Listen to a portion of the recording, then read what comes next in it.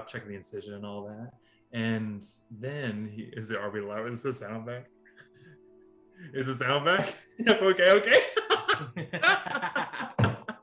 Perfect. Okay. For those of you who I saw in chat, glad that our sound's here now. Sorry about that, folks. Okay, where do we begin now? We were singing, what is it? Kokomo? Is that the name of the song? Kokomo by the Beach Boys. And Kyle was singing a lot better than I was because I just don't know the words. And we were dancing. So, hey everybody, welcome to episode 26 of Bards of New York. We are super excited to have you all here today. Everybody in the chat, it's always so good to see you. I hope you liked our little dance performance, and we did the wave too, in case you missed that one. I'm just going to address two quick elephants in the room. Number one, Will is not here because he's currently piloting the Millennium Falcon in Disney World. So really F's in the chat for Will. He's a butthead, and he's really having a hard time out there. So give a big salute towards him. Yeah, and then he is in Florida, so that's pretty bad. Yes, yeah, Florida's pretty bad, but no, it's Florida. He's in Florida. He's at Star Disney Wars World. is in Florida. Yeah, Flo Rida. Yeah. Yeah, they have Galaxy's Edge and a bunch of racist assholes. God, powerful light breeds powerful dark. Hey, there's always a balance. And Dan, you may notice that sweet Dan, Leonidas, is not here at the moment. He's currently, as it says right on the screen, selling a Murphy bed. Selling a Murph. Selling a Murph. You know, just know, selling as a Murph. they say, you know.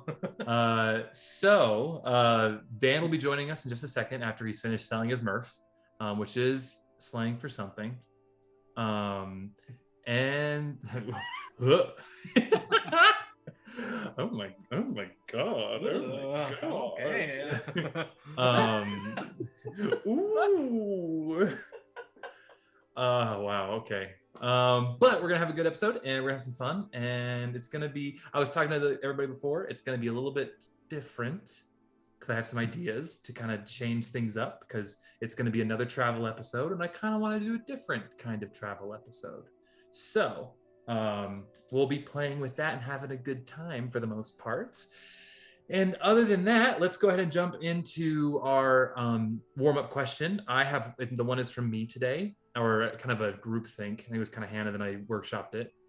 And for those of you who aren't familiar, there's an Instagram account called Subway Creatures. And if you don't know it, please go look it up, because it's, go put it in the chat. It's an amazing Instagram account. We're not sponsored or anything by them. We just think they're hilarious. And if you just take a look, you'll realize what it is. And let's just go with, hey, if you were a subway creature, which subway creature are you? Hannah?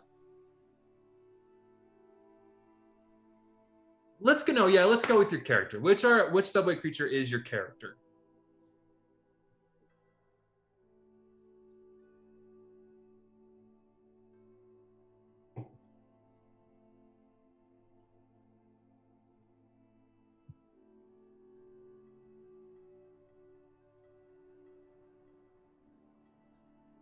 Funny.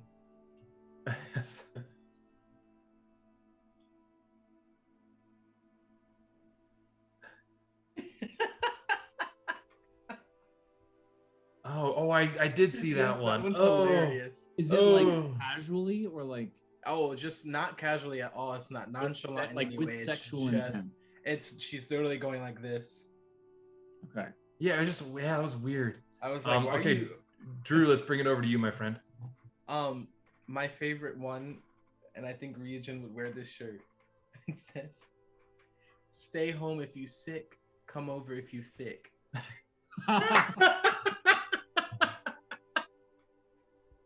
Okay, I like that one.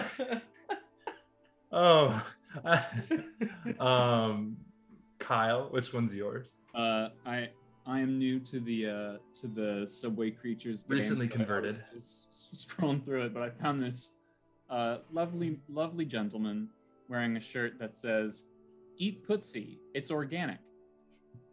Wait, is it spelled Putzi? No, I'm wearing Invisalign, and I had a fucking lisp. So thanks for making me feel bad about that. It says, "Eat pussy. It's organic." And I like the double meaning because cat and vagina. I mean, cats are organic most of the time. And so are vaginas. Yeah, good for them. And then I'm gonna answer for sorry, Ka, I did not mean to bully you. I just thought it literally said putzy, and I thought that was a funny word. Putsy? Putzy. I am a bully. Oh shit. And then I'm gonna say it for Dan. I think Dan is the like it's more of a vine. You know the old lady who's slamming on the window, yelling in the window. Oh, that's Dan. That is Dan. That is the bus. That is the bus. It's the best. Yeah. That's an honorary subway creature. Okay, cool. And then before we get started, Sky McSparkle, it's so good to have you. Welcome back. Before we get started, I have my word of the day, and it's in the form of a riddle, and you guys are gonna hate me for it. So, what is a pirate's favorite letter? R. One from home, where his loved one said, I'll see you when you get back, and I'll wait for you. I was trying to make a pirate joke, guys, to start off the stream, and you guys really just put a flat tire in it. Or a limp sail, if you will. Indeed. Is it still not working? What's okay? Okay, everybody. Well, we're gonna tell a story while Hannah fixes her audio. What's a pirate's? Yes, Hannah's audio. What's a pirate's car of choice? An art back. A F1 fur. I don't know. What is it? What is a pirate's favorite car? A far R.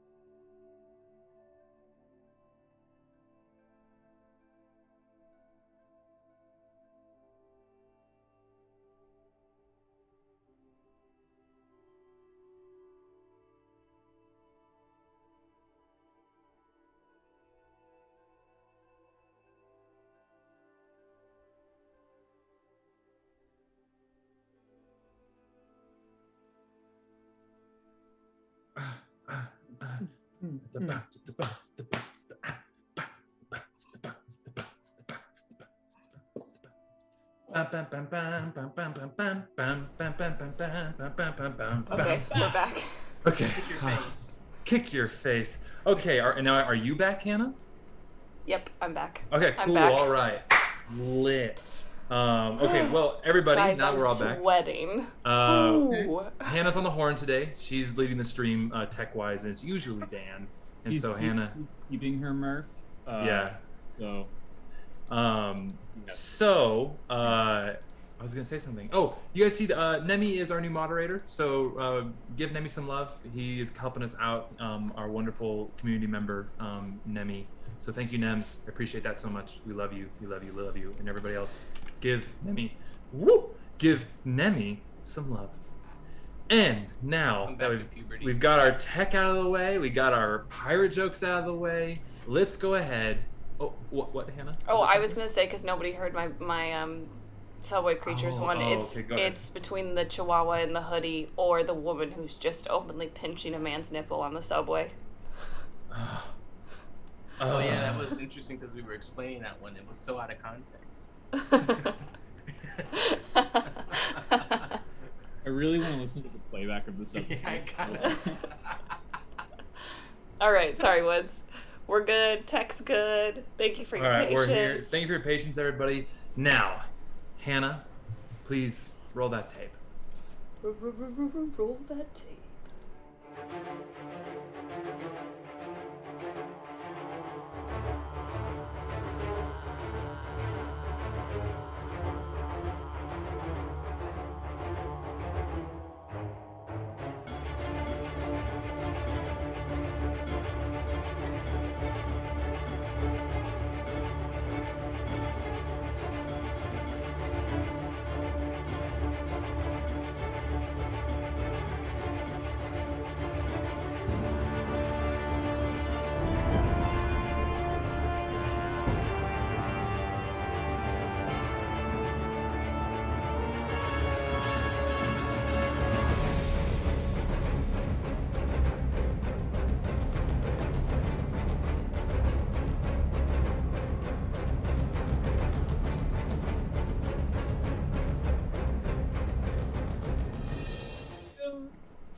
All right, everybody, as we return to the world of Cordia and our camera pans back down, we recall upon finishing our adventure in the Isle of Olakos and Fidicilas and the greater Shattered Archipelago, you guys left the island, leaving Eris behind with a why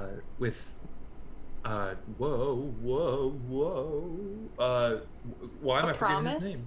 A promise. Wow, what the hell? I had a stroke right there, guys. A promise to return and come back to the island down the road. You guys made your way tiredly and not without incident back towards the shore to where you were finally able to make it back to the ship. And upon having some tough conversations with some individuals and some tempers flying between specifically the two feline members of the crew, you guys have decided to set sail towards the Isle of Arn, a mountainous island that is known to house many pirates. So, with that being said, let's go ahead and begin today's episode on the high seas. So, this is a travel episode, y'all. And I don't want to do kind of what I usually do with travel episodes because we've done that a few times. I kind of want to change it up. So, you guys have approximately just under 1,000 miles to get there. You have to kind of go around the archipelago and then cut into some deeper water and hit Arn, which is going to take a little bit closer to approximately between a week and a half and 2 weeks, depending on the weather. So we're going to be doing some rolls for weather. And also, I want you guys to tell me throughout what you do and what your characters want to do while we're traveling. And I will want to, as a DM, hand over the reins to you narratively for it. And you guys can come up with stuff, bring in characters that exist or don't exist. And I want you guys to kind of take, to use the ship puns, at the captain's wheel. And then I will have some things that I wish to do on this episode. And I'll have you guys what you wish to do on this episode. So, with that being said, let's go for the first few days of travel. And who would like... What were our positions on the ship again? Remind me. I remember, Ember, you were helping with navigation and piloting. Mm-hmm. Lilith, in the kitchen.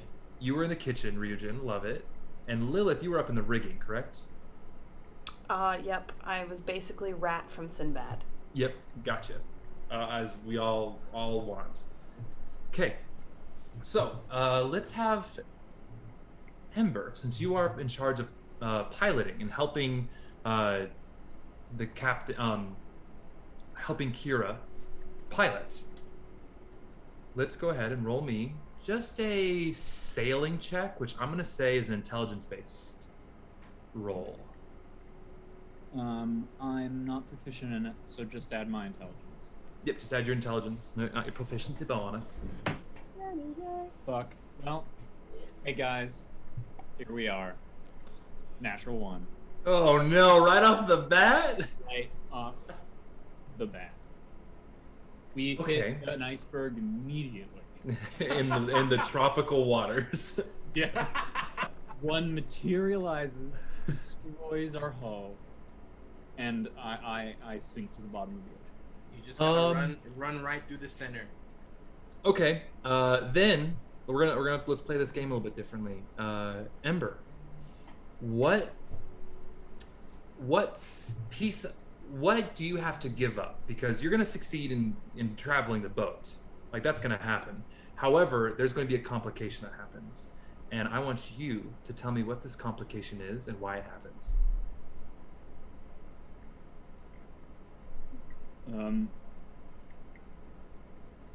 Davy Jones comes up.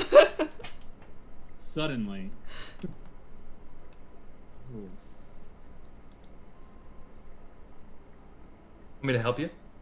I mean, give you some prompts. Yeah. No. I'm putting you on a hot spot, but I don't want you to cook too long.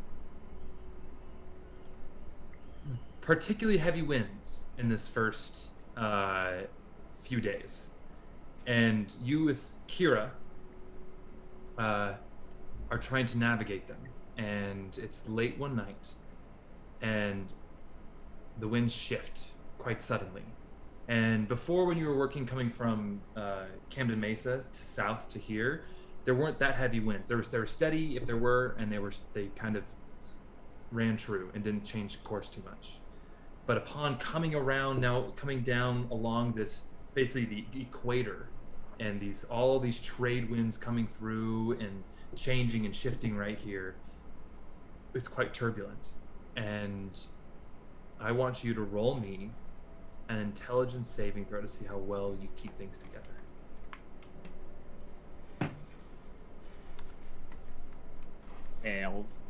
12?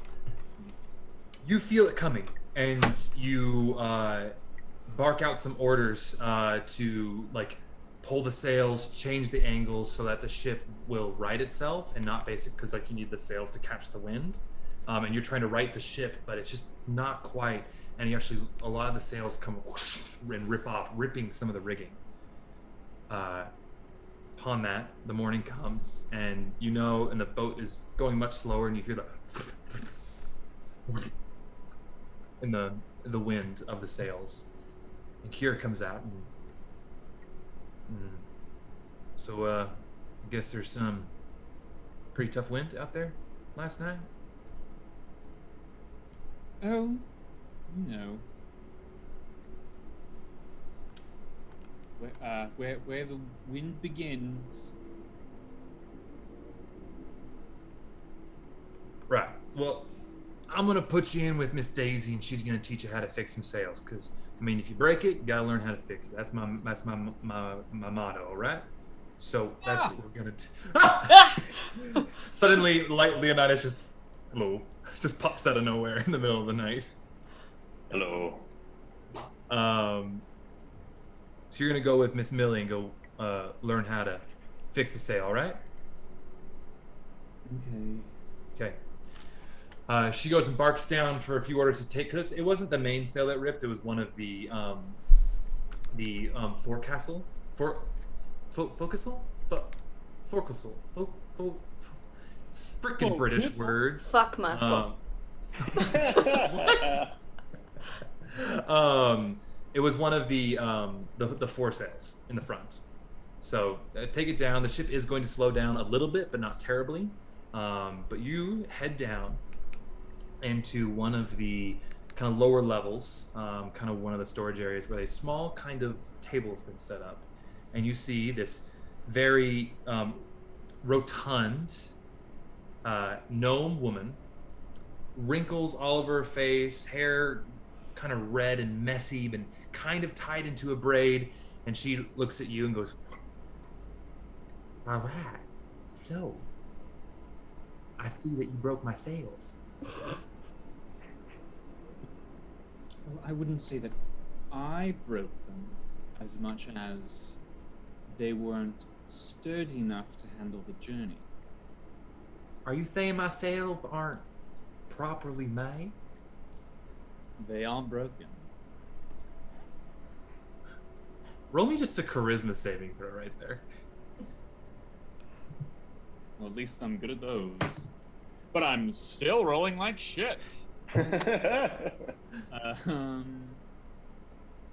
12. Another 12? All right, let's see how she goes. She kind of looks you up and down for a second. I kind of like you. I think you're funny. But I'm going to teach you how to fix a sail. So come on over here. Do you know how to stitch? No. All right, well, we're going to learn. And she pulls you in. She kind of doesn't smell super great. Maybe she just kind of stays down here and does a lot of sewing. She's very sweet, but maybe needs to work on some of her hygiene. So as we're going to shift the camera from you learning the sails to a different little scene. Who wishes to do something next? Ryujin, let's start with you, actually. As you're making food, it's becoming apparent that in the next few days, you're going to have quite a low stock of most of your ingredients. You'll basically have potatoes, leeks, and a little bit of spices. But all the other stuff, your dried meats, your fish, is all going to run out. So that's the problem that you have in front of you over the next few days. If everybody wants to have some kind of just potato and leek soup, that's one thing. But do you wish to try to remedy the situation? I do. I'm gonna go fishing. Okay. Okay, and take this narrative. It's all yours. How you going fishing, my friend? We're going all the way. We're using nets and shit. Oh shit. Okay. All right. So are you converting this sailing ship into a fishing kell? For a moment, yes. Okay. So I'm gonna grab. You know what? I'm gonna grab Leonidas and Lilith and a couple of other sailors, and we're gonna fish. We need Kyle to steer the boat, so I'm not gonna. Well, I believe I could be of assistance as well. Yes. Written has. Oh, sorry. I'm rather quiet until I open my mouth, and people often forget where I am. You're right. Yeah, you can also help. All right. Good. So I'm gonna. Ryujin, how do we do this? Gonna find a net. Is there a net somewhere? You go down into the hold and you look for it, but actually you pass Ember and the sailmaker. I forget what the name of that pilot, that person is on the ship, but person who fixes the sails and keeps them all repaired. And you actually, in a small crate near them, is actually a bunch of fishing net and fishing line that you can use. Let's get it in. All right, I like that.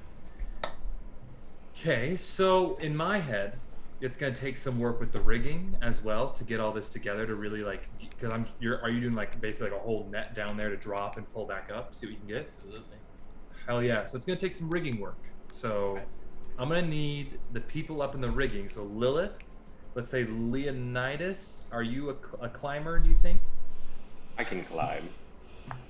Okay, all right. Leonidas and Ryujin, I want you to roll me a group athletics skill check. Oh, the best thing you could have said, Woody. Oh, wow.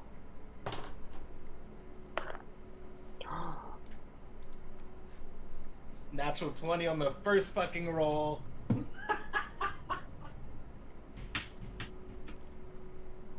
I can't. Lilith, what'd you get?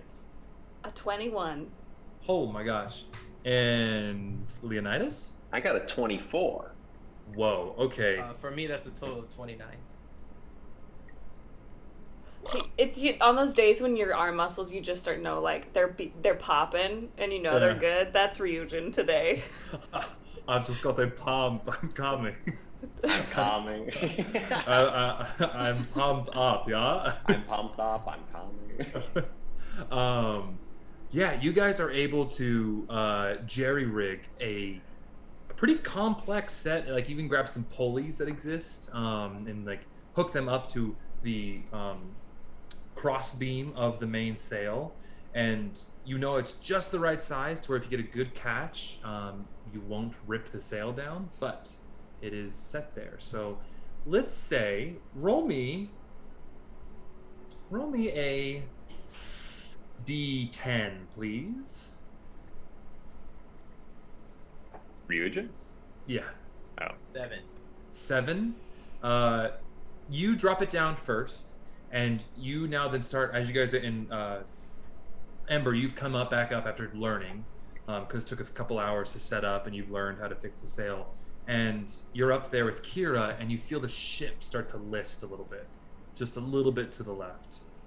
And yeah, kind of holding it, trying to keep it straight. You have noticed that you guys have probably a good bit of a catch dragging behind them. And so as a crew, we're going to hoist it up. I need the 3 of you, and I'll roll for it in Hask as well, to do a group strength check, or athletics. Let's do athletics, to hoist the catch up. 21. 21. Red Hask got a 23. Daniel. 11. An 11. Okay. And then Lilith. An 18. An 18. All right. So you all are just working it, and like it that with the drag from the current and everything, it's a little hard, and then a few more crew members jump in and help hoist it up, and you pull it up. And just because my sake, Ryujin, roll me a d20. 14. A 14? Okay. You guys pull it all up, and you see there is a good amount of fish in here. The main fish is tuna. So it's not a whole lot because they are bigger fish and very heavy fish, but you have about 70 pounds of fish. The majority of it, I'm going to say 50 pounds worth, is tuna. 70 pounds of fish? Yeah. It's a lot of fish. It's So not you- a tuna. It's not the tuna.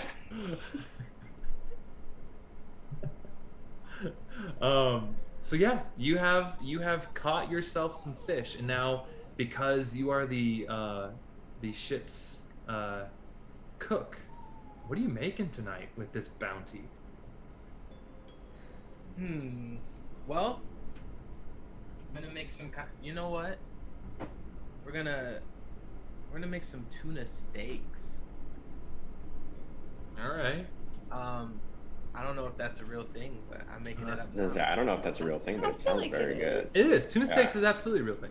Is that a I've had it steak? before, but- Is that a tuna that in the shape of a steak? Yeah. Or- Yeah, It's just it would be like a tuna. salmon steak, but Yeah. it's tuna.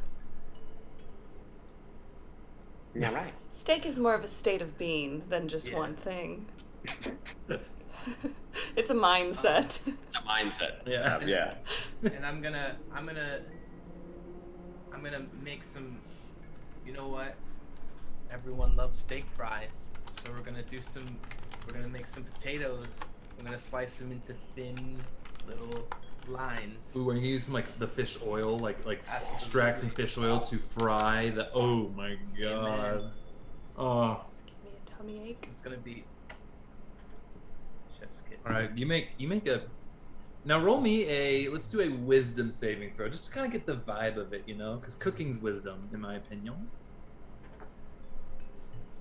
Baking is intelligence. A 15. You make a very good meal. It's not excellent. You're working still on a limited set of spices and seasonings. However, with what you have, you make a very robust meal, and the crew is quite happy. So, excellent. Lilith, Yes. what do you wish to do in this first leg of the journey? What would your mother say? What would your mother She's in the say? other room, so I'll go ask her. All right. Lilith is, she wants to continue to learn from the person who's teaching her how to go up and down the ropes real fast. But she wants to find, there was a crew member named Indigo who was quite good with a blade. and she'd like to, in between her like rope lessons, essentially what she wants to learn to do is the equivalent of water dancing, but on a rope. Oh, okay, all right. She wants to combine these two skills that she's learning at the same time. Okay, let's go talk to your rigging master. Sounds very sexy. He's not. He's a pretty weathered skin, almost like tanned leather. A skinny half-orc. Wrinkles, older in age, and you approach him, and what's his name? Tell me his name. I don't think we've named him yet. Oh, the rigging master? Yeah. Denzel. Oh, what the fuck? Okay, Denzel. All It's right, the let me write this first down. name that came to mind. Hey, now it's on you. Now you get ripping ass. Now it's canon. Yeah, Denzel, the rigging master. All right. And how does Denzel sound? Denzel is from Arn, so whatever accent is from Arn. Okay. Okay. Toss it back in my court then. I'm trying to think what my Arn dialect is going to exactly be. Said it's like Sicilian-esque climate. Yeah, but I'm not going to be doing Italiano for Arn. Oh, but you can My be. name's You can be. Denzel. Hey, it's me, Denzel. Would you like to me be to done? tell you? Oh, okay, no, it's like, okay, I know what I'm doing. Oh no, is he a gangster? Mm-hmm. Nah. Please. Oh, he's a All New right. York Italian. No. No. I expatriated, all right? I expatriated. No. I expatriated, huh? Ah. All right, Lilith. All right. I gotta teach you something, okay? I'm seeing you up there in the rigging, all right? And here's the thing, okay? You're forcing it too much, all right? You're pushing yourself too hard, you know? You're getting a little bit. You're not. Gotta let the sauce cook itself, huh? The sauce, you know? That makes sense. What sauce am I supposed to bring up there with me? Oh no, the like metaphorical sauce, okay? So, what I want you to do is just go up there and feel the rigging, yeah? You know, don't force yourself. Don't think about it too much. Just like trust where your feet are going, where your hands are catching, and you're gonna be okay, all right? All right. Yeah. All right. So what I need you to do, see these sandbags right here? I need you to take them up to the crow's nest, but don't take the easy way. So I need you to go the hard way, take the sandbags up, and bring them back down. Gotcha? All right. I'll be All back. right. I'll be timing you. Oh, okay. All right. On your mark, get set, go. Oh, shite. Okay. I scramble and Okay. pick up the sandbags like I'm in some kind of Mulan-esque. Roll me first to business. It's like a rock. Ha, ha. I must be hard. Ha ha. God, a deep cut for Mulan 2, everybody who doesn't know. Great Oh. movie. Great film. Great Film. film. Piece of cinema. Film. That's not a film. But... So, roll me an athletics check to begin with. To lift the bags. Just to like begin the climbing up to the rigging process. Oh, a natural one. Mm-hmm. Okay, so you begin and you're like, got this, feel it, and you grab onto a rope and you know that there's a counterweight on this one. You try to kick it up, and you pull up, but then those bags pull you down, and you just get caught, and like it wraps around your leg, and now you're tangled shit. upside down. Sandbags hit the deck, and a la Spider-Man Mary Jane, Denzel comes up and goes, see what I mean? You're pushing too hard, all right? You gotta feel the rigging, all right? You gotta know where you gotta go. It may not always be the way you think or the quickest way, all right? But it's gonna be the right way. All right, so you know what? Forget the sandbags, all right? Go up there and just come back down. And just feel the rigging, all right? No, I'm gonna bring the sandbags. I don't Hey. want it to be easier for me just because I messed up once. That doesn't mean you quit. I'll just let you warm up, but all right, here, if you want to do it, hell yeah. Go ahead, kid. Have fun.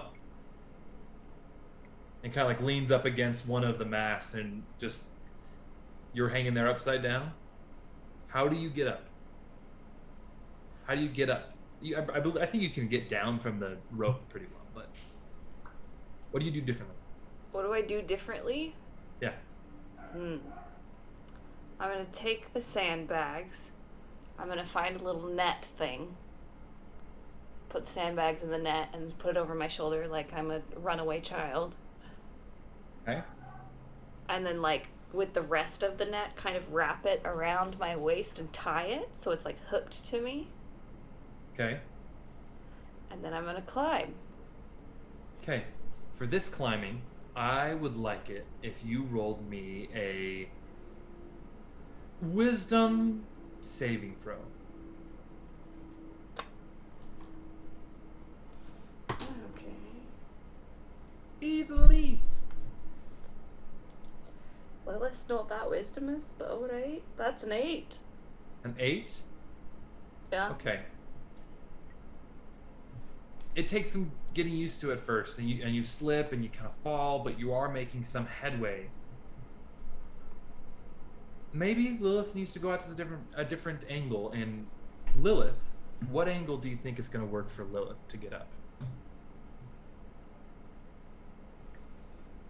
I'm climbing the net. There's various riggings and ropes. There's the two, I forget the name of them, but the two like climbing nets that go all the way up. And he expressly said he doesn't want you to take those. Take He the wants you nets. to take the net, like the cross hatch nets, Mm-hmm. like a la Legends of the Hidden Temple nets. He wants you to use the all of the rigging that's hanging from the sails, from the forecastle to the aft, and all that stuff. I'm gonna get up on a rope and I'm gonna start swinging Okay. and try to get momentum and then hopefully George of the Jungle my way up there. Brendan Fraser, friend of the show. If only. I mean, come on. Okay, Georgina of the Jungle, roll me. Is acrobatics in 5th edition? I forget. I think it is. Yeah. Oh yeah, acrobatics then, please. Yeah.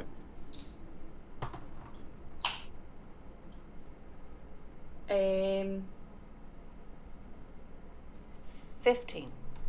15. All right. So you approach a much more kind of fluid. I think maybe as a kid you maybe were in a pseudo type gymnastics course in a way, like you maybe had like an instructor or something who would teach you certain very like the two not the parallel bars but the two different bars, you know what I mean? The uneven bars. Uneven bars, yeah. So stuff like that, and like you did them as a kid, but now you're kind of looking at the rigging, and that's what you see. So you're able to kind of like flip and like run around and use it to kind of pop up on the wood and then pop up and swing, and you're able to gymnastics your way up to the top. And you now are at the top of this crow's nest. You can see all out around you, and you see kind of to the north. Now you guys are kind of now coming along the southern edge of the Shattered Archipelago, and you see the islands of that archipelago off in the distance, just kind of barely cresting the horizon. It's a beautiful sight. How do you get back down?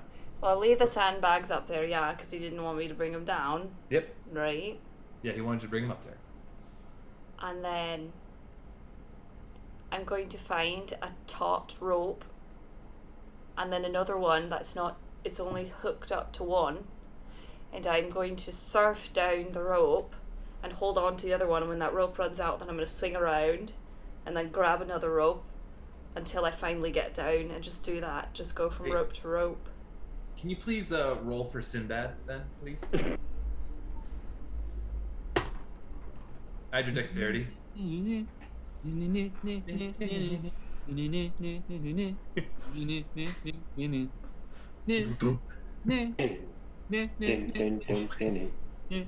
this a dexterity saving throw? Yeah, a dexterity saving throw. Okay. 17. 17? Awesome. With that 17, you were able to kind of, you like ride it down for a bit, you get to an edge, like the edge of it, and almost catch your foot, but you're ready for it, and you like swing out, and you see like you're over the ocean, you see actually some of the other,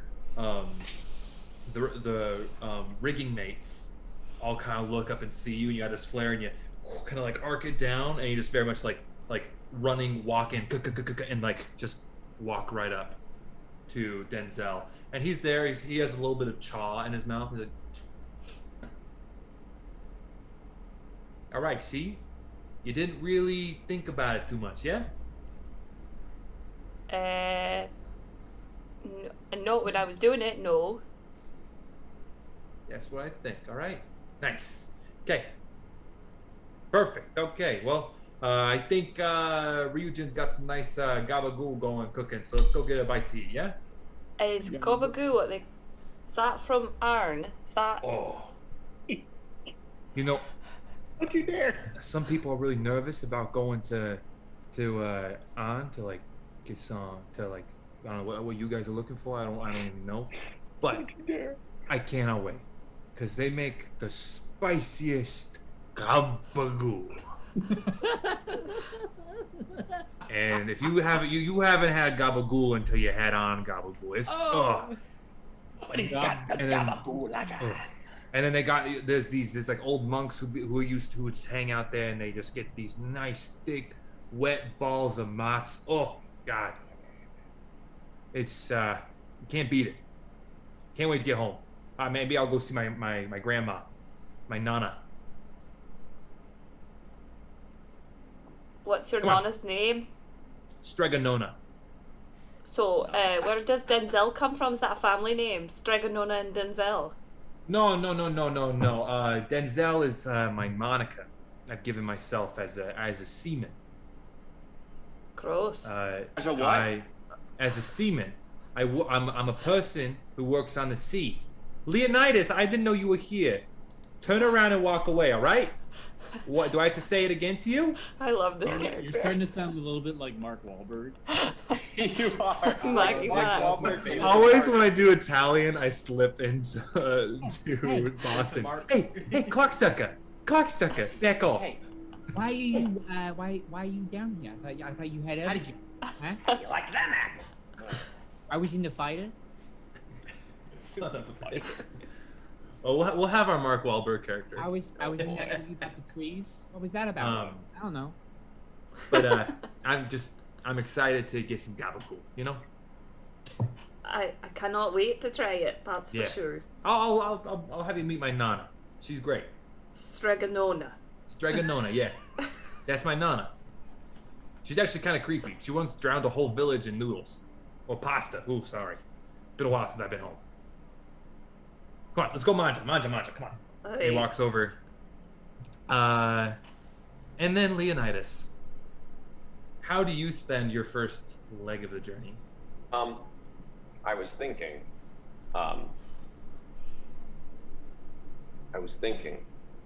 Yeah? Of going down to the rows. Are there like rowing things at the bottom of the ship? You know what I'm talking about? There can be a set of rows that like oars that pop out. About 8 in total, so 4 on each side. They aren't being used right now because you're on the open ocean. That's more so if you were to then like head into port and there wasn't a lot of wind, or like traverse something that's very scary. Perfect. I'll go down there. Okay. And I will go down there and I'll find. Is there someone working down there? Oh wait, am I running this? Is that how I missed? Yeah, you're mostly in charge. So if you find Okay. somebody down there, tell me about it. I find a small old man. His name is A bunch of old people on this Yeah, ship. a lot of old people, which I don't know why we got on this ship. It was but so here we are. easy to take the ship early. Yeah. They were all just like, bah, double flash. It's a retirement cruise, all right? As long as I get my gabagool, I'm okay. As long as Denzel gets me my gabagool, I'll be fine. I go, and his name is Terrence Mann, and Why? Why? And I go in there and I go, hello, I'd like to row. All right.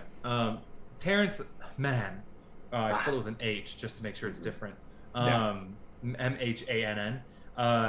Terrence Mann is a half-elf individual. And turns around to you and goes, yes, you'd like to do some rowing? I am very good at rowing, I've been told. I also have another person that can row with me. Well, I'm sorry to break this to you, but there's no need for rowing at the moment. I think that you are wrong. I think if we wanted to move faster, I could make us move faster. Did you run it by the captain? Yes. Roll me a deception check. Was it because of the face I made? Yeah, it was. Because Leonidas, damn it. Leonidas always smiles when he lies. He's like, Whoa. yes. Whoa. That's a high roll for a thing that's going to get me a -2. That's a 15. 15? You know what? You say yes, and kind of almost like give him like kind of a half smirk, because you're bad at lying. But Terrence goes, all right, well, the oars are stored here in this center walkway, in this long chest here. You put them out the portholes, and then you row. It's quite difficult when the sails are down because we go quite fast. So go ahead and do your worst. I will not be doing it. Goodbye. And Terrence saunters away to go get some gabagool. Okay. I go and I take the oars and I move them and I start using them, and then I cast an echo, and that one in front of me does it as well. Okay, so you have the one kind of going out to the left and the other one going out to the right? Right. Okay, roll me a athletics check. Full athletics. Oh, 25. Wait, 26.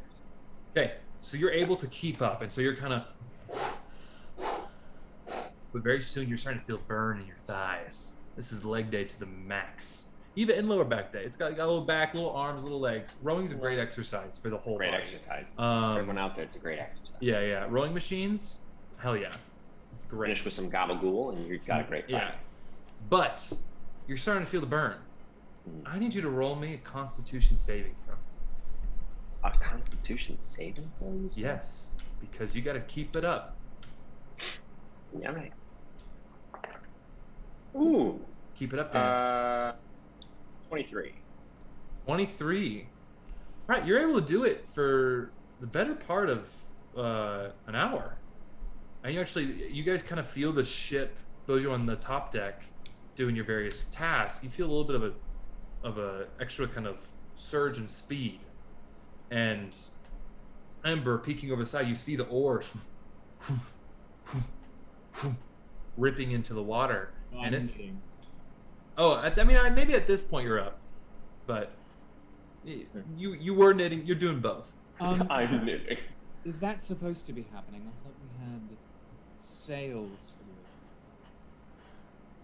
Yeah, I don't know what you're talking about, but It seems like wasted effort. it does. But all the crew looks to be up on deck, and there's Terrence Mahan. So Hand. Hand. Terrence, my hand. Well, something is being done that is unnecessary but requires a large amount of strength. Probably Leonidas. I was gonna say Leonidas and Rittenhouse, but Rittenhouse is over there Damn it, I should have asked Rittenhouse. trying to talk to a guy about how if he can wrestle an octopus or not. So I think it is Leonidas just doing something down there. Man alone with his thoughts, I guess. You really just gotta let him go. Yeah. Maybe he's working something out. He'll tire himself out at some point. Yeah. And you know what? Probably for the best. Yeah. And once he's finished, he'll be good for the rest of the night. Yeah. Yeah. He'll probably just go to sleep. Yeah. I mean, like, it makes sense. After a lot of exertion, you do want to take. You do get pretty tired, and you want to take a nap after that. You know, you feel a little guilty. I mean, sometimes. You've done a lot of work. Yeah, it's just there's a clarity to it where you're like, I didn't need to do that. Why'd I do it? But he needs to do it right now, and that's important. I mean, whatever feels good in the moment. At a certain point, that's how us simple beings. That's how we operate. Instant gratification. Personally, I don't really like doing those like what he's doing without a partner. I think it's much richer to row. Never mind. Yeah, I don't think we're talking about rowing no more. That went on for so long. We're not talking about rowing no more, but I do agree. If you have a partner to row with, that's great. But sometimes you don't, and you gotta row by yourself because you get the urge to row, and that's okay too. So, God, I could get some gabagoo right now. I'll be right back. The through line. The through line of Gabagool. Where's the gabagoo? Wait. You get it. Okay. I love those bits. We do those a lot. Okay, so first few days go by. You learn how to patch a sail. You figure out how to climb rigging a little bit easier. And Lilith will come back about your sword fighting side of things later. But it is evening one night. You have all had a nice bit of salmon steaks. And you are all invited into the captain's quarters. Is this some weird orgy thing? Because I don't think I'm ready for that with all of you. Kira says no, it's no orgy. We're not rowing tonight, but But what you're saying is it's on the table. no, I have gathered my officers and we need to discuss something. For an orgy. No, There's a lot of people. You know, you guys your minds always go Sure. towards orgies. Before you finish, Kira, Leonidas, is there a limit to the size of an orgy? Yeah. Now, actually, I am curious. Leonidas, is there? Well, I mean, if you pass a Well, certain I number, mean- you just had a concert. Yeah. I mean, When do you get a headliner in there? At what point does an orgy become a music festival? I mean, I don't know. I've never had one, but I would assume that more than, I don't know, 20. More than 3, less than 100. You know, I once went to a music festival outside the Blue City, and wow, it was more than 100. I'll tell you what. Fun You don't though. even get it to was a meet music half festival. the people. You don't get to meet half the people. You don't yeah. need to. Do you? It's not. I mean, You know, this is not what we need to talk about right now. Come on into the captain's quarters. I got about. Let's dissect this. I got some. Okay, well, I got some rum. You guys dissect this. Meet me in there. I got Denzel in there, and Terrence in there as well. So it's gonna be a party. Come on. Let's just go. Yeah. I think we could table this one. So you guys head over. You see there's Terrence Mahan and Denzel. They're sitting around the table that's been cleared off, and there is a blank piece of parchment right in the center. And you see there is Kira, and she has poured you each a dram of this fine aged rum that she's been keeping. And She sees you all. She says, "All right. So we're probably gonna be heading into Arn's waters in probably less than a week. More of a week at this point. As I mentioned before, it's a hive of scum and villainy and pirates. And right now we're flying colors of a merchant vessel coming from Camden Mesa. They would see us as a very obvious target. So, Denzel and Terrence and I had the idea that maybe we should give ourselves a new set of colors. If you catch my drift. I catch your drift, and I think that it's exactly what we should have been doing this whole time. Well, you don't want to fly those all the time, because it really can send the wrong message, but I understand what you're saying, yeah. I do not understand. If you catch my drift after saying something that is fairly straightforward, it's kind of more of a I do figure not- of speech. Leonidas Just make sure we're all on the didn't same catch her page. drift. Let's I don't know. hoist Oh, the my colors. Hoist the Leonidas. colors high, Well, let's just start singing. thieves Leonidas. and beggars. Hold on, She's hold the on. bass. What a bass voice you have. Kira, I have to say, as a person who, I don't know, I like to consider myself a bit of a bass, you've got quite a voice. Oh, that wasn't me, that was Terrence. Yes, I am Terrence, the you're bass. telling me that I was rowing downstairs and you didn't want to sing with that voice? Of course not. We weren't supposed to be rowing at that point. Just trying to help. Anyways, Leonidas. Anyway, I'm confused. I have no idea what you're talking If we go to a place about.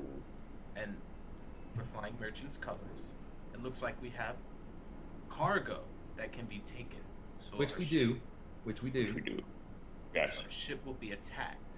So if we fly a flag or colors of pirates or Wouldn't we still be something attacked with more pirates? menacing, we may seem to be more intimidating. Leonidas, when you walk into a bar, does anybody go and try to attack you the way you look? No. Exactly. Very tall. Exactly. Oh, That concept. that's a smart concept. Correct. Now you I catch approve. the drift. Sort of. I don't understand the drift part, but I'll be okay. That's fine. Yes. What color were you thinking? What color was I thinking? Not you. No. Magenta. Well, what there's no what's real Terrence rules. think? What does Terrence want? I feel like he's got really good Yeah. opinions. What is the general piratey color that's flowing? No. No, those are the glasses for Denzel. You Those look like a blind mouse from Really? Shrek. Before you do this, in Cordia, are like is pirate colors like black with skull and crossbones, or like black with a white design, or is it something different? Roll me a history check. Maybe you'll know this. Can But I will be putting those sunglasses on. Yeah, if you guys want, we can roll me a history check and we'll find out. Don't Okay. worry, they're coming. 22. A 22, a dirty 20, and then Lilith. 17. 17, and 22. Wait. Yeah. I'm from a Nice. landlocked city. I don't know anything about pirates. but you guys, Stories. yeah, you've known stories. For the most part, pirates can often be identified via a set of colors. Black being one of them, but it is not kept to black. There's also red flags that are used, and also a yellow flag that is used for pirates. And then kind of a combination of those colors and other colors are thrown into. Usually it's harder to identify pirates necessarily and easier to identify non-pirates, because if it's a merchant ship attached to a city, it's going to have the insignia of said city attached to whatever ship, all like ship colors they're flying. So with this one, with the Sweet Marie, is a very delicate rose hanging like kind of like slightly wilted, And then up in the corner, you see an outstretched eagle, which is the insignia of the United Territories of Armania. Narnia. Of Narnia. Narnia. Of Of Narnia. Armania. Our mania. Our Mamia. Our mom. Mummy, sorry. Mummy, sorry. Mummy, sorry. So it's easier to identify official ships, whereas pirates, usually it's between like yellow, red, and black are the main colors. And then there's some variations within there in certain ships, but they're the more famous ships, if you would know them.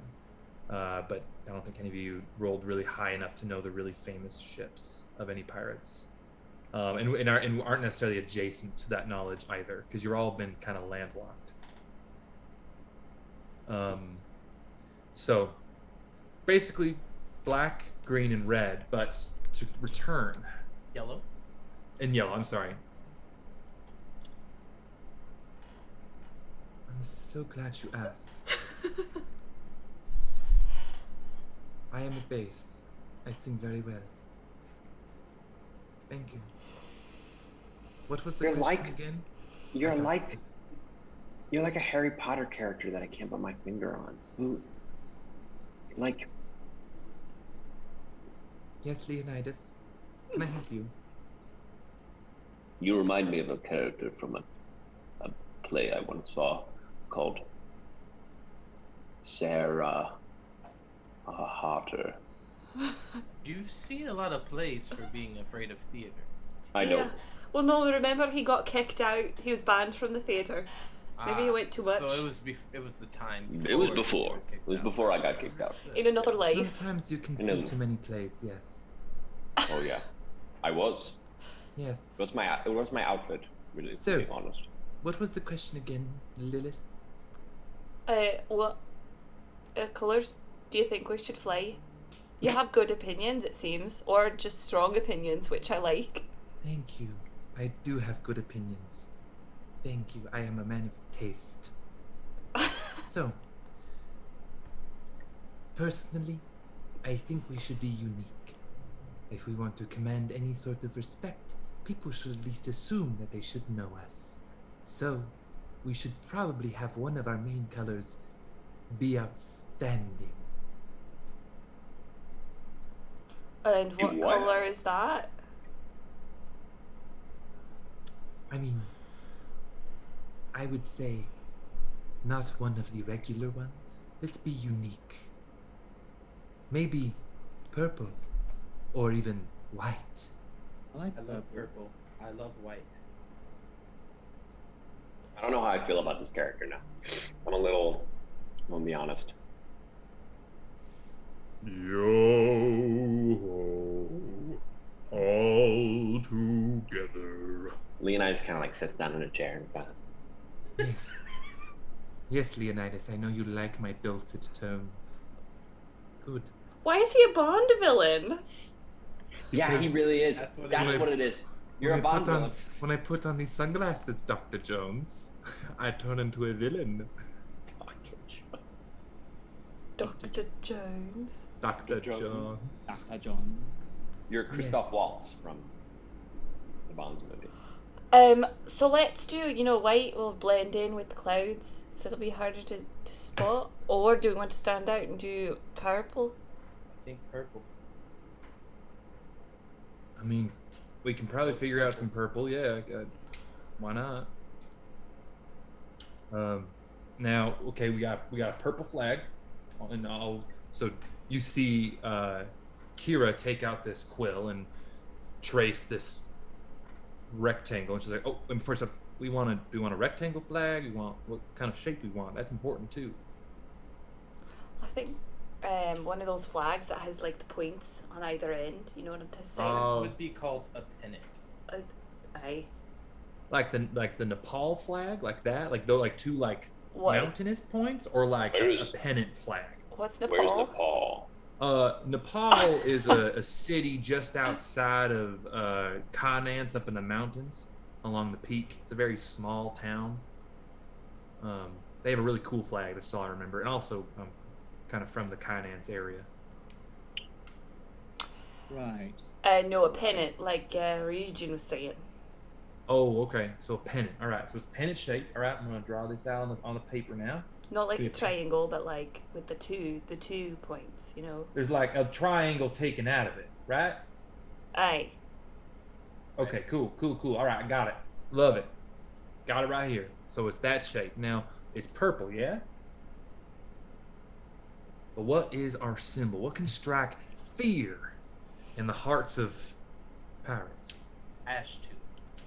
Written hat. Just a black dot. Or an Oh. albino dinosaur. I don't know. An albino dino. Wait, we guys fought a dinosaur on there? Yes. We did. Yes. And it was albino. It was an albino dino. Well, that's something. All right, so this ash tooth, was there something? I like that. I like what we're playing with. Well, what was it was albino? So what? Maybe white, purple and white. All right. Now with ash tooth, what was special about it? What anything like symbols we could use for it? I mean, we could use the alphabet from Kallias' language. Mm. Long. We do have a reference for what it looked like. We have his written as his member. Oh, for fuck's Oh, sake, we're that's not true. putting a penis on a Well, we don't flag. have to use the penis. I will say though, that is quite striking. It's true. Written ask, are you in this room? Would you fuck with the ship that flies a dick? Not only that, but a Like- dinosaur dick. A dinosaur dick. Like, think of the implications that they would like think of. We kill you and we chop your dicks off. Yeah. Yeah, we're the dick collectors. We collect Actually, that dicks. doesn't sound that fun. That The cock wranglers. ooh, I like that. Wranglers. Cock wranglers. I hate all of this. Now, I once, as a teenager back in Finance, I was paid 3 coppers an hour for. Well, they were chickens, but we giggled to ourselves and we called ourselves cock wranglers. 3 coppers for an hour. That's not too bad for a young kid, you know. Child labor. You. We work That sounds like something that you shouldn't have been doing as a child. We're just chasing chickens around. It's not that big of a deal. Does Ashtooth Oh. have a particular eye, like an eyeball that confused. everybody knows, or that's terrifying? Because his eyes Pretty- were stone. Wait a second. Kallias. Kallias. Would you know? Yes. Sorry, I've been quiet today. I was thinking about flying through space. Why is that too real? I think Ashtooth would probably be known for his teeth, or his mighty tail, or because I mean his teeth are big and sharp, or he did have those stone eyes, yes, and they were rather frightening. So I don't know how we would depict that on a pennant, but it is rather frightening. Like teeth. Also had rather sharp claws. Or, if I may put in my 2 cents, Please. we started our journey out on this boat because we were helping Trout Hall with the Leviathan. Maybe we do something with that. We can do the Aurora Boreas. Ouroboros. Aura. I'm Ouroboros. educated. Yes. I wouldn't know how to say it either. It's okay, Ember. The one, like you know the snake eating its own tail, I think, Mm-hmm. like the church. Would be cool. I thought that was- Right.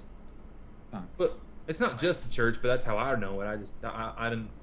That's the only thing I really know. It's not necessarily having to do with any monster we've fought, but it would be creepy if it's the Ouroboros, but with a slitted eye in the middle, like a vertical slitted eye. Yeah. Like Now, so it's Sauron. Just to really spell it out for everyone.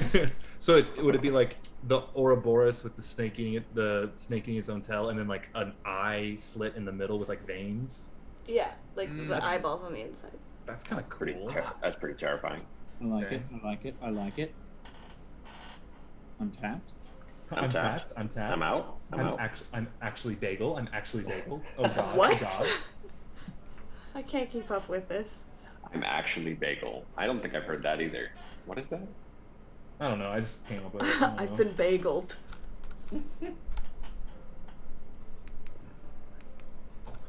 All right. So she draws, and she's not the best artist, but she does kind of draw the Ouroboros, and then makes like an eye and puts some veins in it. So it kind of. Oh, sorry guys.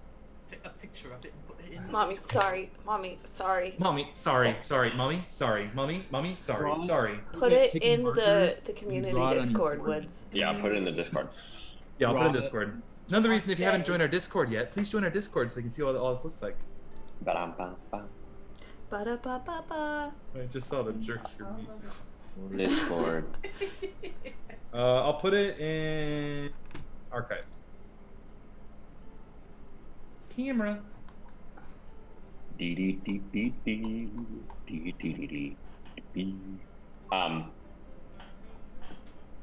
All right, put it in. Check us out on Discord. So she's like, I feel like we should have something like maybe like a border to it, or some embellishment, like maybe some tassels. I don't know. That sounds kind of fun and flirty. Because right now it looks like you just asked a 4-year-old to draw a vagina. All right. Well, we don't have to be rude about my artistry, Yes, Lilith. that does look like the female genitalia. Now, it's okay, Kira. You do captain a ship. Yeah, That you is your job. So, It's hard to draw on a ship, you know, there's all the waves. It really does. That's the episode tonight, guys. All right. Thanks everybody for tuning Met in. Denzel, met parents. That's all we need. We made a gabagool joke. It's fine. Wow. I calls him how's I third sees him. eye for nothing. Now, what if How we? the word purple is over it? And just purple. Purple. I can't do it Hey. anymore. But I like the jumping off point that you have here, Kira, so this is great. This'll strike fear in the hearts or confuse people. We could bring it down to Betsy. And I'm sure she's got some creative ideas she can make something out of. Betsy Ross. Betsy Ross. Is that her name? Oh Well, that's my what God. I call her. Yeah. And actually, I didn't even think about that as a DM. Shit. Did she And that one you might have. make your original flag? No, I mean, no, she didn't. She actually just. She's somebody's aunt on the board. I mean, and she kind of leans over to Denzel, and Denzel goes, "No, I don't know. Don't know whose aunt she is. All right? Don't fucking know. Okay? Don't know. What's your aunt's name? Denzel. I don't have one. My dad. I'm Yeah. sorry. You're an Italian family. And you don't have an You aunt? have like 8 aunts. All right. You know. You have at least 5. All right. Fuck. 12 aunts. Okay. You know. You got me. You got me. I have. Dragonona too? No. I have 6 aunts. There's Linda, Nina, Louis, Katie, and Renee, and then Melanie. And Those what? are my 5 aunts. And or what's 6 your? aunts. What? Remind me what your grandmother's name is. My grandmother's name is Geraldine. Okay. No, that's not your grandmother's name. Dragonona. Oh, Stregonona. Gabagool. Sorry. I'm drunk. The rum's going through my head. All right. I'd really like to meet your one aunt. Her name is Louis. Can I roll, I'd like can to I meet roll her. an insight You know- check? My Auntie Louis. What? Can I roll an insight check? Yeah. Roll me an insight check. That is. You guys see a flash in your DM's eyes, and he's gonna murder you all, and I get inspiration. That's a 16.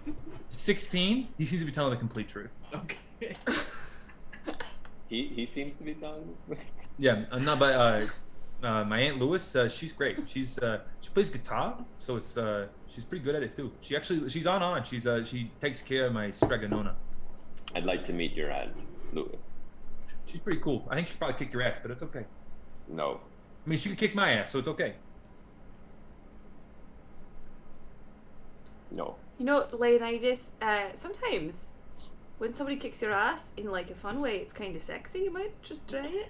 No, let's not talk I've about had my aunt. Like, no. I've had my ass kicked in a fun way, not by his aunt though.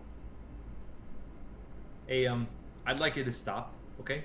You're the one who brought up all 6 of your aunts, You asked about all my aunts, okay? and then I said I didn't have aunts, and then you two, points at Ember and Leonidas, pushed me to tell you all 6 of my aunts' names. look. I grew up in a tribe, and I know that people have lots of aunts, regardless of where they're from. I had aunts. I don't have any. I don't have any. I don't even have Wow. parents. All right, well, fuck me. Oh, well, we just went there. Thanks, Ryujin. You don't have parents. I don't know who they are. You guys hear Kara go, this is not how I expected this to go. Yeah. All right. Oh, So you just want me to give it to Betsy down there, and she can figure out something to do with? Aye, as long as it doesn't I- look like she's making a vagina-looking flag. Honestly, no. You know, just give her the design. Tell her what I we're have- thinking. Yeah, Lilith, you know One what? If our addition. flag looks like a vagina, power to women, you know what I mean? We wanted to have a dick on it, so Yeah. Or all vagina owners. Not all people who have vaginas are women. So That's Yeah. true. vagina in the middle, and then a dick eating itself. I have Damn. one addition. There's some poetry in that. I like that one, Ember. Hold on, go ahead, Ryujin. Flames. Shit. Now, do you want like flames going alongside, or like just flames coming up from the bottom, or how do you Coming want up from the bottom, It seems right like behind. a flag made by a middle school boy band. Really does. Fire crotch. Fire crotch. Welcome to the stage, Fire crotch. Fire cry. You know what? We'll figure out how to get some flames in there, okay? But I'll put in my notes flames. Wow. Fire can be All right. scary. So now, finally, we have to think of let's rename our ship, because Oh, I bet for fuck's this ship has been known, and maybe even rename like our crew. Any ideas? Nightmare. The nightmare. Well, that's what we are. No, Oh. we can name the ship The nightmare. because we are the Nightmare Crew. We They call can name the it whatever Nightmare. they want after we're done. So we're naming. It could be like the nightmare, like the night, Like, of course. like a female horse. Now, is it like K-N-I-G-H-T or N-I-G-H-T? K. Well, I mean, I have a preference. Oh, I think night, N. We don't need N-I-G-H-T, M-A-R-E, nightmare. N-I. Kind of like a lady horse on the night, you know? It's kind of fun. I like that. Hey, and with a flag that looks like a vagina, it all tracks. This is great. Let's go. I think so. It's real Georgia O'Keeffe up in here, and I'm into it. Yeah, Oh, Georgia Georgia O'Keeffe was the captain before the last captain, just so you know. So you've had people Would you like to named. draw vaginas? Yeah. All the time, and that's actually, she taught me how to draw, which explains a lot. Where are they from? Georgia O'Keeffe. Where are they from? Are they from Nepal? No, she was from Nibu. Oh, I actually have family in Nibu. Oh, well, they probably didn't know each other. It's a big city. Yeah. Okay, that's presumptive. You know, I feel like y'all are, Weird. We know. yeah, but also really you just like busting people's balls. You can blame Hugh. Yes, blame Hugh. Who's Hugh? It's okay. Oh, Who? who? You guys.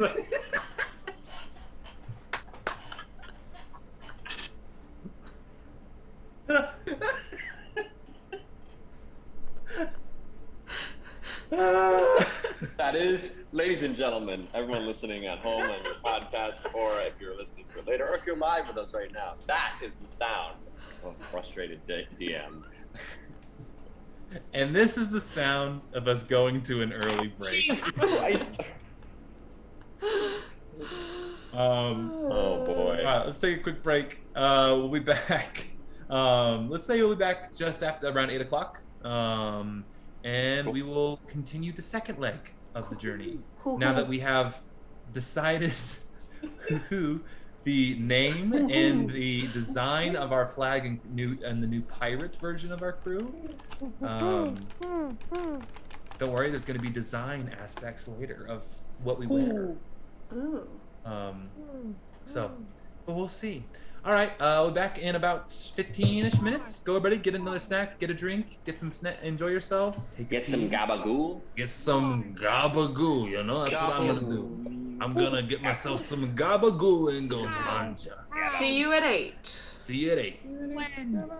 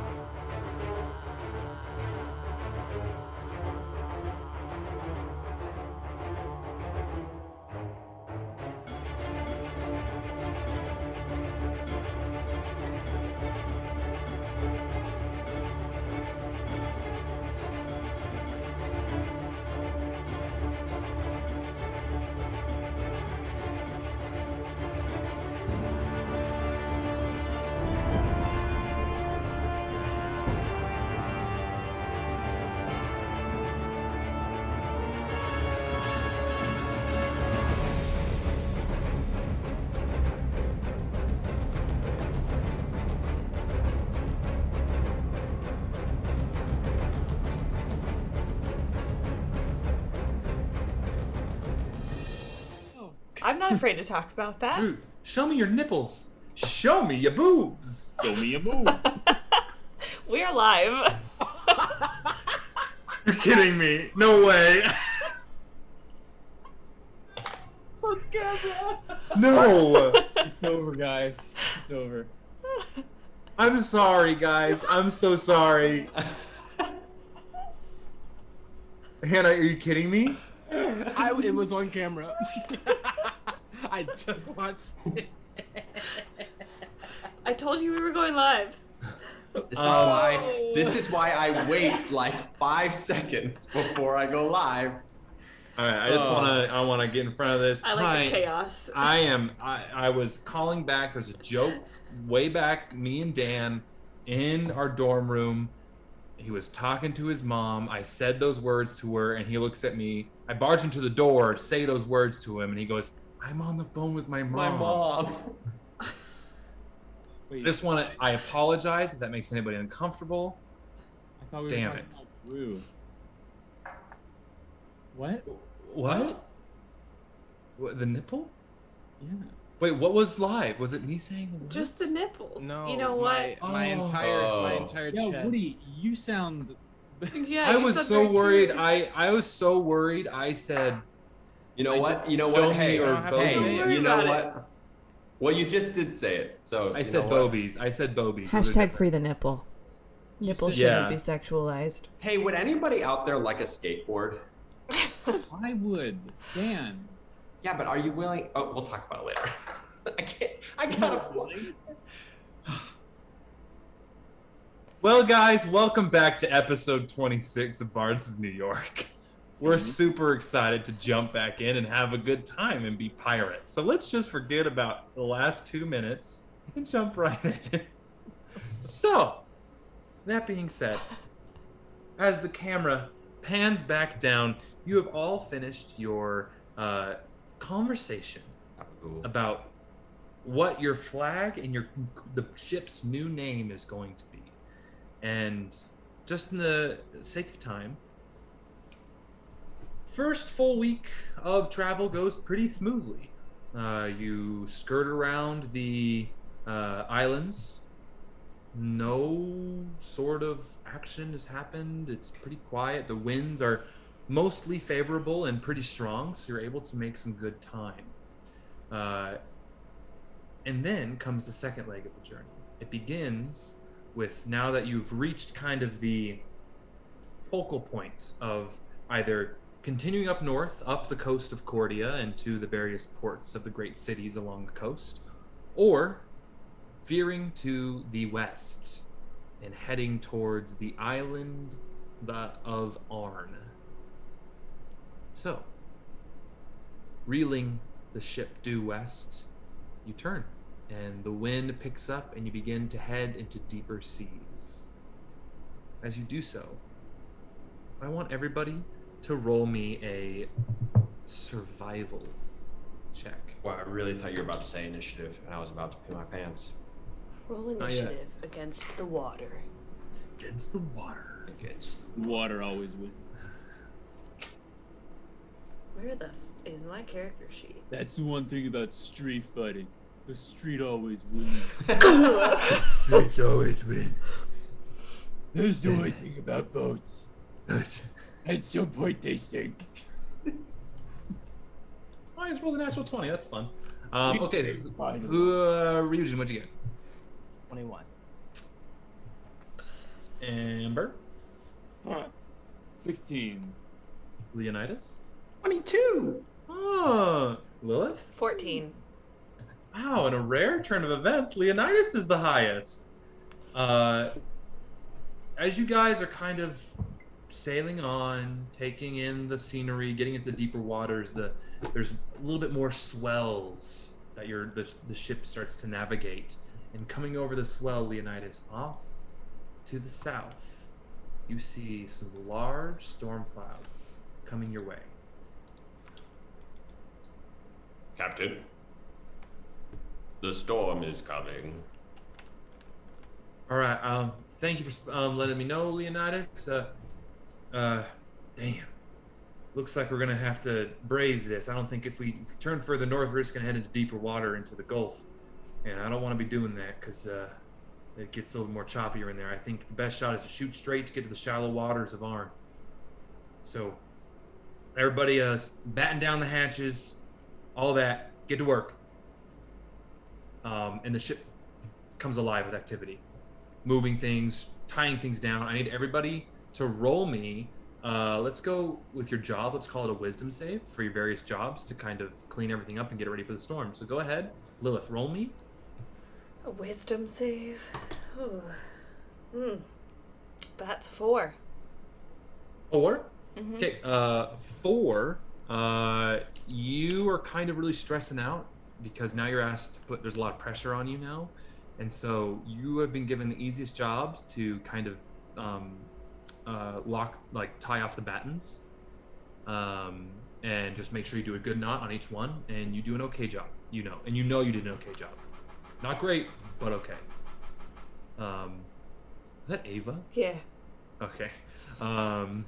It just scared me for a second. Ember, roll for me. It's a wisdom. Yep. I rolled green there. 22. Okay, 22. So it's kind of like kicking into instinct and just like gathering up all of the maps that are on the table outside. You gather them up neatly and cleanly, put them into a map holder, like tube case, and you bring them into the captain's quarters. You lock them in, you know they're safe, and you come out and you assist and just kind of eyeing the storm, eyeing the swells, and help Kira with navigating these swells in this coming storm. Now that the wind is picking up. Ryujin.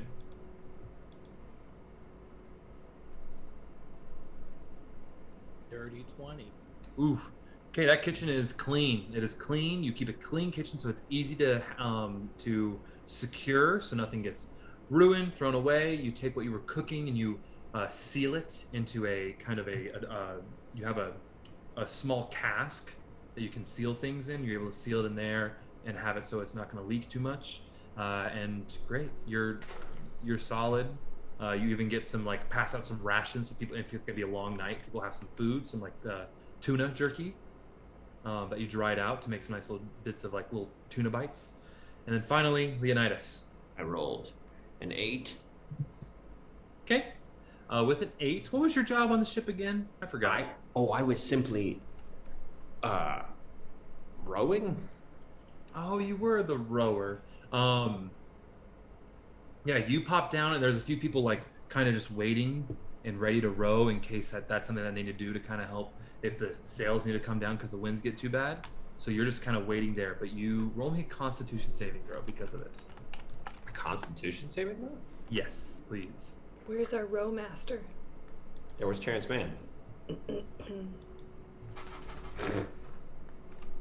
Terrence is sitting at the front with a drum, and he is patiently waiting, breathing deeply.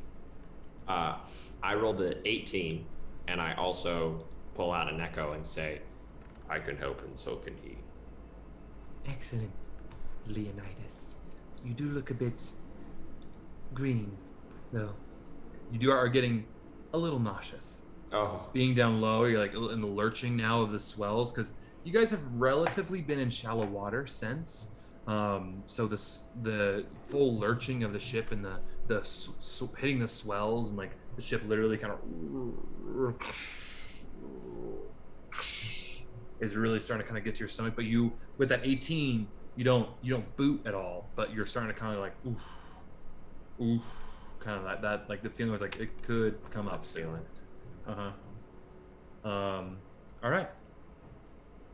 You guys continue on, and I want Ember, I want you to roll me a intelligence saving throw to continue to navigate.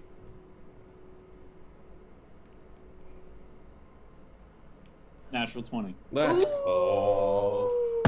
He's got that compass. Dog. He's got that Jack Sparrow compass. You dog. So I knew I predicted right. What'd you predict? What'd you predict right? It was from the prediction.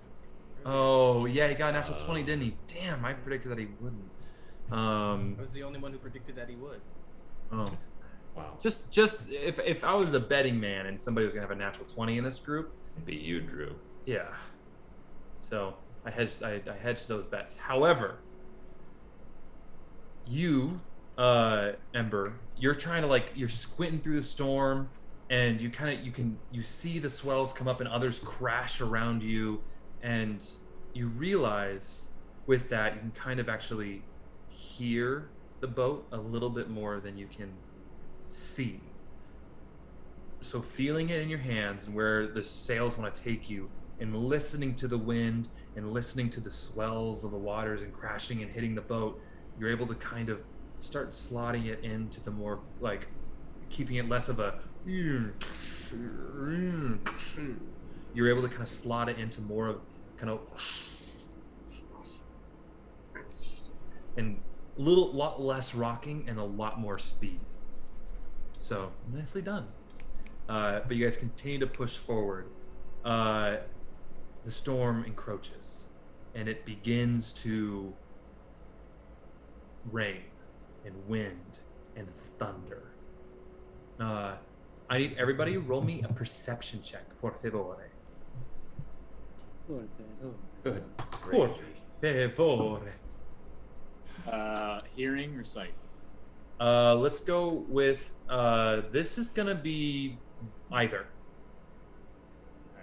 Okay.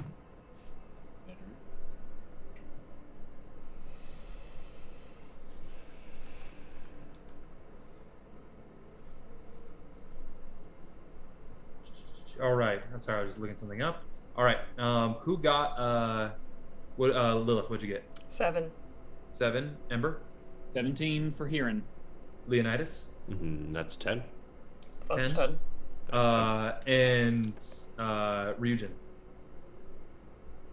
You're muted, my friend. Can't hear you, buddy. A natural 20. Oh, you son of a bitch. Okay, with that natural 20, and with anybody who got above a 16, you start to hear a very low.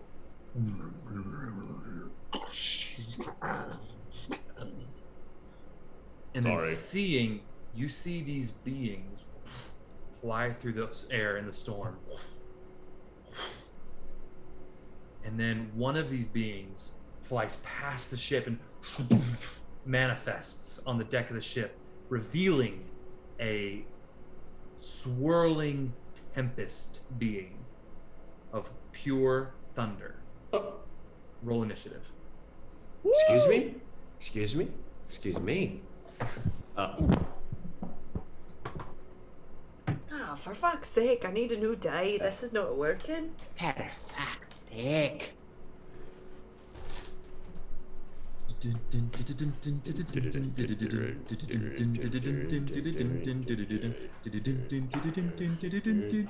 Copyright. You know what? Again, I don't think if they would strike us for me going. It's not them. It's not them. It's the bots. Oh, I hope a bot thinks I'm actually freaking. Is it Terrence Mann? No. Who made the music for Pirates of the Caribbean? Hans Zimmer. Hans Zimmer. Terrence Mann? Hey, Terrence Mann is not a... Don't. You're... All right, let's play D&D. I'm just pulling up the monster really quick. Give me 2 seconds. The monster. Favore. Hey guys, you'd think that, I don't know, the person that is the tank of the group would be able to roll higher on initiative. You'd be wrong. I wouldn't think you'd roll high on anything. That's fair. You make a fair point. Something funny. Nice. What's funny, Drew? I just rolled 3 d20s just to see. I rolled the same exact number on all 3. Were they all above? What were they? They were all 18s. Roll my dice. Are my dice in there? Roll my dice. No, that's what I rolled. Your dice. And then one of mine. It's you. Dude, it's you. You're so to the devil. Okay, so you guys see this first thunderous form, this thunder elemental in front of you. Who got above a 20? All right, what'd you get? 21. 21. All right. All right, and then this thing got. Yep. Okay. Who got 15 to 20? Ooh. Nice. Okay. Who got 15 to 10? Lilith, what'd you get? 10. Nice, guys.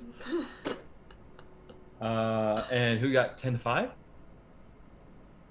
Oh Whoa. no! Okay, who got... What did you guys get? 4. Nice, y'all. Nice. You got a 4? Nice. I wish I had a 4. That would be better than 3. And then, you know. Okay, so with 4 this is better than 3. swirling thunder elemental at the center of the deck, basically next to the main mast, you hear it just kind of like open its maw, and this little jolts of electricity like shoot out. And Ryujin, you have the first action. What do you do, my friend? Are we all up on the deck? Yes, you're all on the deck because you. You were on the deck for this reason. Oh, you wouldn't be. Okay, that makes sense. So you would not be on the deck. Okay. But would I have heard this? You would have. Okay. Sorry, I didn't mean to. Go ahead, Drew. No, you're fine. I didn't know what I was going to do anyway. Well, because Ryujin has never seen anything like this before. So he's shoot first, ask questions later. So he's just gonna pull out his pistol. All right. Hell yeah. I love that. I love that for you. Let's do it. And does a 17 hit? 17 definitely hits. Incredible.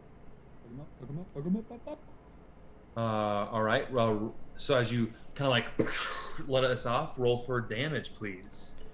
Damage. That is 10 points of damage. What kind of damage? It's just piercing. What did you shoot? A gun. A gun? It's the Oh, I didn't choose the ammo. Hold on. I guess it would be piercing. Depends on the ammo. Did we decide is your gun magical? I don't believe it is. No, so it's piercing. Okay, But so it's also- piercing damage? Yeah. So it doesn't do anything, does it?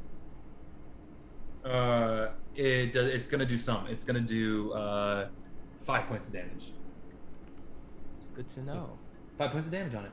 Okay. Now we go to the Thunder Elemental's turn. You can kind of see it kind of look around, take you all in, and what it's gonna do is going to. You see it kind of charge up a little bit and then shoot with its hand. Shoot. And it's gonna be one towards Ryujin and then one just towards a random crew member. Dave. No. Ryujin Dave. Dave, no. Does a 25 hit? Yes. Okay. And then for the random crew member, that's gonna hit, so it's gonna be a little bit of damage. All right. Ooh, Ryujin, you take 13 points of lightning damage as it and shoots this pure at you. And then the other one to the random crewmate. Thank you, thank you, Kyle. Thank you, Kyle. You see this other lightning bolt hit the crewmate, and this crewmate just crumples to the ground. Dave. Dave. Dave. Oh, Dave. Fucking Dave. Okay, and then it's going to move, and like after it's shot, it's gonna kind of, and it's gonna almost like hover and push its way towards you, and like hovering just kind of next to you now, Ryujin. Lilith, it is your turn. Well, if it's next to Ryujin, I'd like to run on the other side of it and stab it with my rapier. Okay, yeah. We're flanking now? Does your rapier count as magical? I don't believe it does, correct? It's not a magical rapier. No. What Okay, I do that's with it is magical. Sure. You know what? Yeah. That's how you use it. The magic is the friends we made along the way. Magic is the friends we made. That's a 26 to hit. 20. That's absolutely gonna hit. Roll for damage. Cool. I gotta remember how to play D&D for a second. It's been a while. How many D6s do I need? 3. 1. Alright.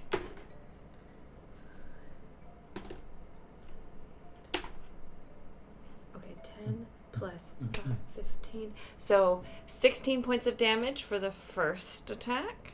Okay. All right. And then bonus action, I would like to hit it with my violin. Okay, so you kind of like you reach out and like your violin instructor back just kind of like rip it off and just try to bonk it on the head. Roll me an attack with your violin. That's gonna hit. I got higher than the last one, so it's like 28. Okay. Now roll me a percentage die. Ooh, okay. What really does this cool. mean? I got an 80. An 80. Mhm. Okay. All right. Roll for damage. Very casual.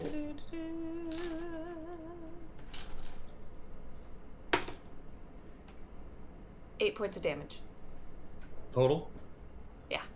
Okay. 8 points of damage. You see, for some reason, when you bring your violin down, like the base of your violin down on this thing, for some reason, it just seems to connect harder than your rapier did. Weird. That's my Okay. turn. It's your turn. All right, Lilith. Now let's go to Ember. Your turn. You are up, kind of like they're kind of on the main deck. You're up on the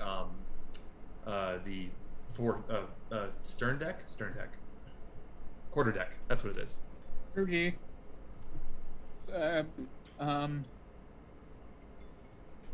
I raise up my hand and cast Toll the Dead. Oh fuck yeah! Pew, pew, pew, pew. Toll the dead. The creature must see with the rain, and then succeed on a wisdom save. Does a 10 beat the wisdom save? Does not. All right. And it's it's taking damage, right? It's gonna take damage. Yeah, Paul. It's a D12. Hey, Paul. D12 of damage. Is it not 2d12 at level 5? Doesn't it pop up 2d12 at level 5? Wow. I rolled that, so that's 9 overall, though. 9 points of damage. No, so wrong. Excellent. All right. Excellent. Excellent. Okay, now we go. Ember, is that the end of your turn? Yeah. Yes. Leonidas, you hear a commotion happening up above. Oh. I say to Terrence Mann, I say, that sounds like something I need to hit. And then I run upstairs. While I'm running, I cast an echo and it kind of trots behind me. That's what she said. Okay. That ass. Still got that ass though. Yeah, that ass. Too.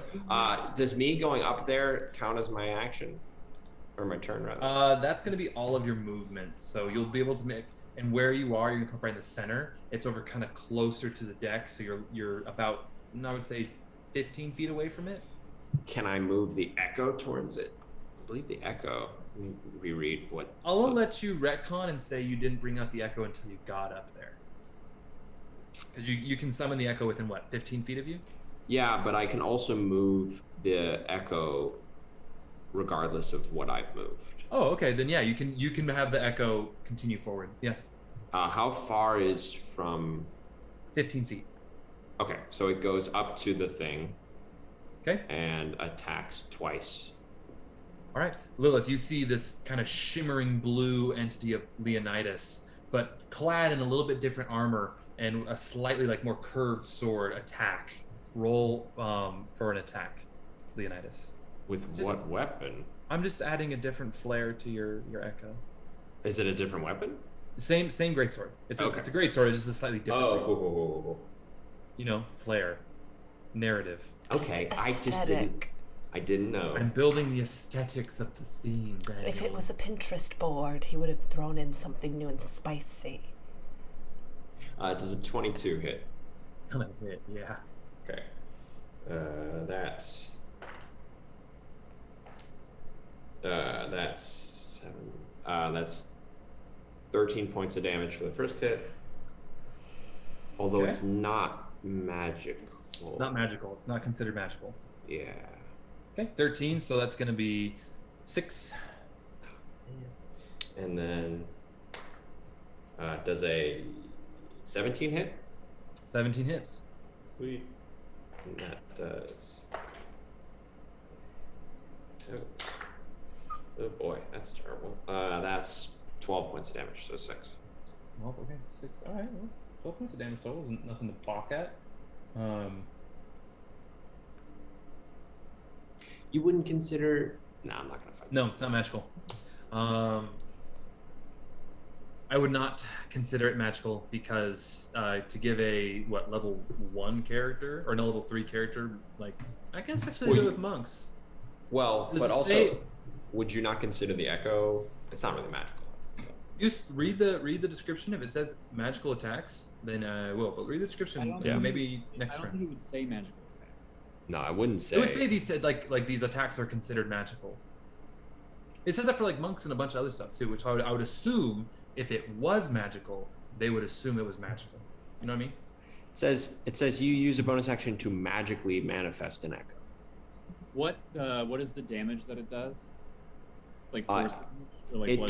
does what I do. Okay. Yeah, I don't think it's. Yeah. I also don't think it's magic. Like the. Well, it says magically manifest. It is the wording. What But- about? It does what you do, and you do not have a magical weapon, so I'm gonna say no. That's fair. All right. Cool. So Ryujin, back to you, top of the round.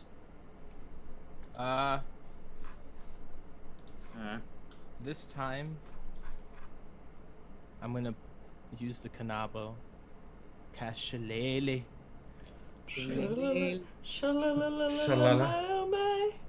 And I will attack. It's right next to me, right? Yeah. Oh, it's right in front of you. Okay. Okay. Take out that Logan the Bull's shillelagh. That is. That nat 20? Yeah. You Oh son my of a bitch. goodness! Oh All my right. goodness! 4, 5 today? I think it's the third one. Third. Yeah, that's the Even third. still. Oh. Can we Nice. bottle whatever you have? Yeah, I'm Whatever, trying like, to figure luck out what it is. Can I you just wanna, go like rub my dice on you? Use like. You know what, Dan? It's some I sort of may be specific blessing your motion dice on roller hands. thingy. I would 'cause, appreciate that. Been rolling these in your dice. Wow. Oh, our resident stat keeper says it's the third one of the day. Did Thank you all you. tell the story last week about how Drew cleansed Dan's dice, and he said if that didn't work, then he was going to cleanse Dan? It did. Not, but yes. I just We're making progress with them. we're making progress. That's the right statement. We're making progress. Yeah. So a natural 20 should hit. Right? Yeah. It should hit. Now you get an extra damage die. Roll for the rest of your damage. The way you said that. Woody. Natural 20 should hit. Hey, a natural 20 should hit, right, asshole? That is the reverse for hey, the I DM. got something for you. Yeah. I gabagool. Un momento, por favor.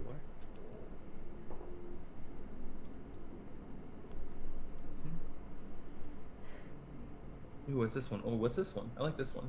That is 16. 16 total? Total? Okay, 16. So have that to 8. Wait, Oh, it's magical. No, it's 16. Holy shit. I was gonna say. I was like, I know I cast. You did. And then Shalala. And then I use extra attack. All right. Go ahead, my king. That is a 22. That's going to hit. Roll for damage. That is 7. 7. Oh, wow. Okay. Yeah, so you guys see Ryujin just kind of squeeze this Kanabo, and this like natural energy just pulses through. These vines kind of twist around it, and these thorns pop out where those little sharp metal bits were, and more just kind of fall onto the deck. And he just kind of boom, boom, just like across the face of this tempest elemental, and you see it just kind of, and it's going to clap its hands together, and about in a 30-foot circle from it, I need everybody to roll me a Constitution saving throw. Oh no, that's So not that's going to good. be Lilith. I think that is also going to be Ember. That's going to be everybody, actually. Con save? On save, P. It's a dirty 20. Oh Dirty my 20. Goodness, All right. Drew. Oh my goodness. Dan. 24. Okay. Nice. Ember. 13. 13. Okay. Lilith. 12. Okay. Ember and Lilith, you're going to take full damage. Ryujin and Leonidas will take half. So let me roll. Thunder. Loud. What if this is the day that Ember dies? For It's those out of for you blood. who failed, you're gonna take 20 points of thunder damage, and you are now deafened. That if we failed, we take that much. Oh no! If you failed, it's 20 points, and you are deafened. If you succeeded, you take 10 points. Oh, okay. And Sorry. you're not deafened. That makes my head up a little bit. Here we are. Ladies and gents, we might die. Hey, a total side note. I just found an article about the Echo Knight that really changes a lot of things that I'll send you. Okay, I'll take it. Uh-oh. Is it nerf it pretty well? Oh yeah. That's what I thought. Oh yeah. All right. Well, we'll talk Oh about yeah. it. We'll talk about it later. God damn time. You want to have a forever buddy you can just summon to wipe your own ass? Oh yeah. I can't really do much. Anyway, keep going. All right.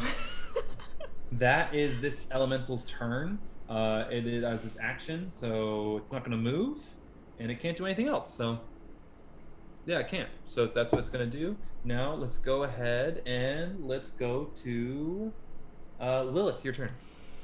You are deafened, which I forgot all what happens to you if you're deafened.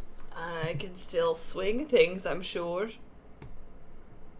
I'm sure I can hit things still if I'm deafened. But I'm just wondering if you have like disadvantage. You know what I mean? You just can't hear. Oh, you just fail or anything. Okay, gotcha. Nice. Okay, so after that, ears ringing, and my eyes are a little like, whoa. I'm going to do what any animal would do and fight or flight, and right now I'm going to fight, so I'm going to attack, and they're still flanked. Aye. Yep. Cool. Okay, that's an 18 for the first hit. That's gonna hit. Cool. So that's going to be...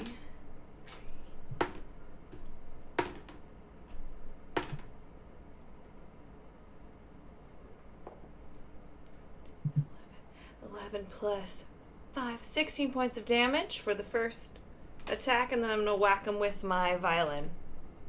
Okay. So 16 for that. All right. So just went away. Right, hit with the violin. Oh, what'd you get with the violin? The violin is a 15. That just hits. Ooh. Roll me a percentage die, please. I don't know what these percentage dice are about. 39. 39. Okay, roll for damage. Okay. 6 points of damage. 6. Okay, so 3 points of damage. You see, as you swing with this violin, it doesn't connect like the swing did last time. Just something about it doesn't really connect. You don't do as much damage.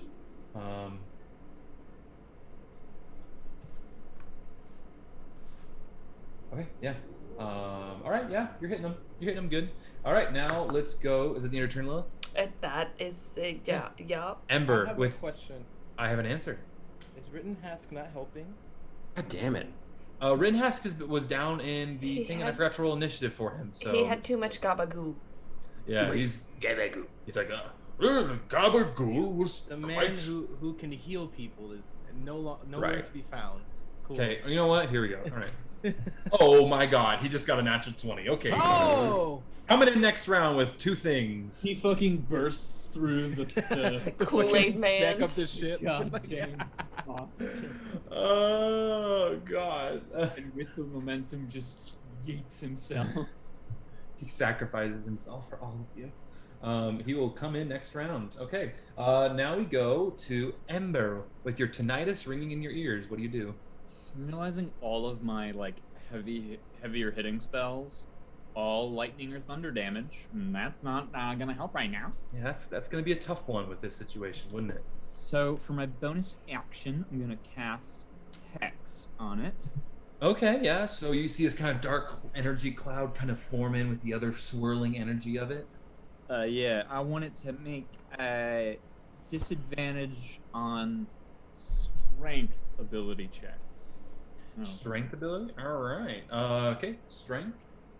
Put that down. So then I will also hit it again with the Toll the Dead, I guess, because I also... Toll the Dead. Or no, wait,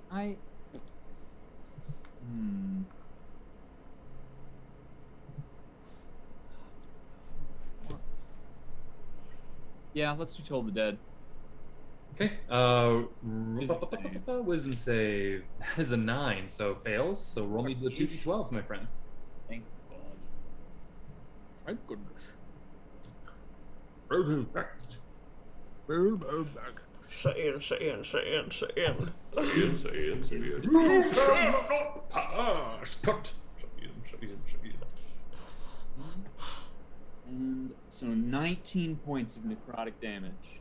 Hell yeah. Ooh, good rolls for that one. Yes.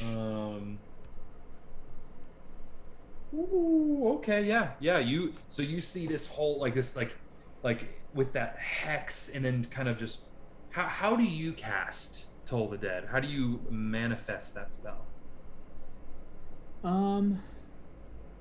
I think that so sometimes when I think of Toll the Dead, I kind of think of like toll as in like a bell, but I think Ember is more of like toll as in like pay the toll. So he'll kind of like reach out and like as if he's like taking, like literally just like taking from them. Ooh, sexy. Right. I like that. Okay, yeah. So you kind of just reach out and you just pull this essence, and you see with like a little bit of your hex essence swing in, and you just close your hand, and it disappears. But you see this elemental much more like shoulders are slumping, and it's puts its big old fists on the ground and kind of pushes itself back up, ready to still fight, but it's hurting. Okay, Leonidas, it is your turn. Oh, I'm reading some stuff that is not at all what I'm doing with this character. Okay. I will bonus action cast another echo. And sorry, I just read something that said, this doesn't matter. I'll do it later. Don't worry about that hour right now. Yeah. I will have the echo run towards the crazy thing again and attack it. Okay, roll attack with the echo. Does a 25 hit? 25? 25 absolutely hits. Okay. So roll for damage. Ooh, that is... I can't do math. 15 points of damage. 15? Okay, so that halves to 8. 8. No, 7. 7. And the second attack does a... dirty 20. Yeah, it's gonna hit. Ooh. That's 15 points of damage, so... 15, so 2 7s, all right. And then I will unleash Incarnation and attack again. Someone is singing. Okay, roll me attack. Right now. Someone is belting their face off. That will hit. That's a 21. 20, roll for damage.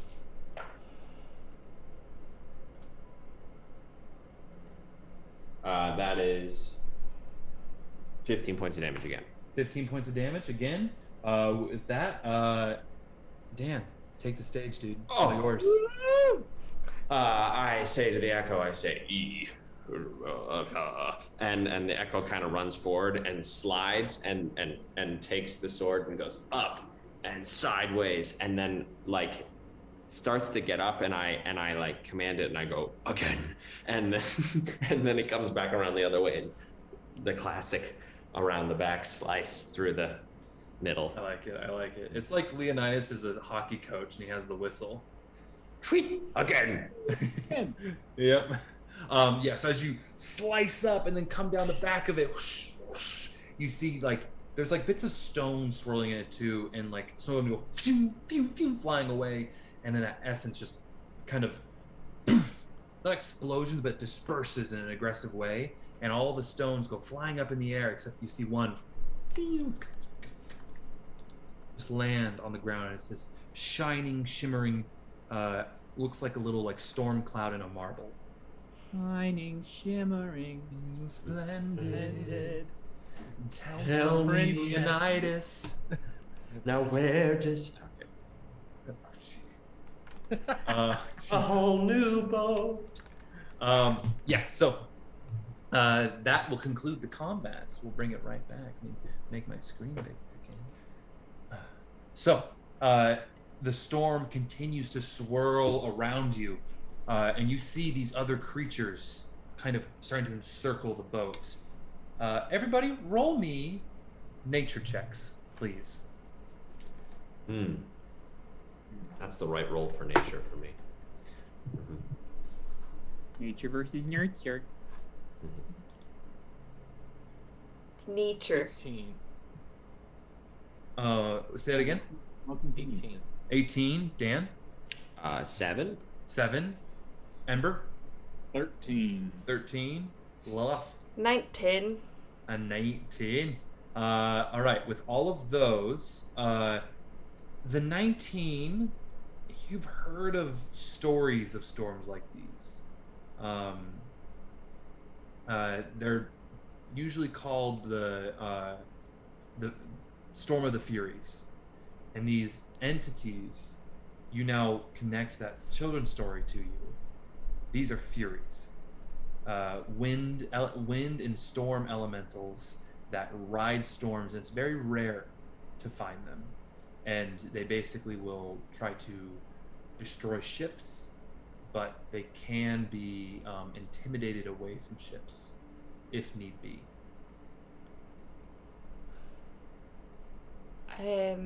Mates, I think we might have just survived something bigger than we think.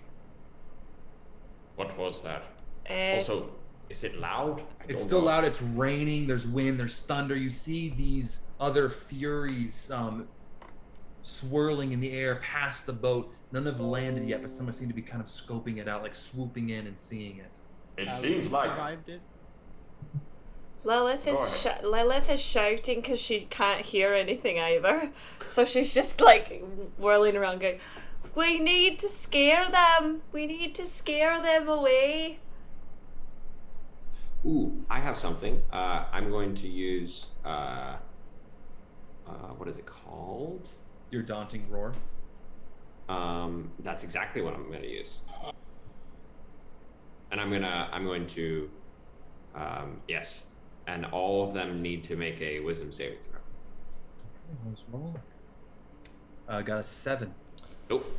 So they are all frightened until the end of my next turn.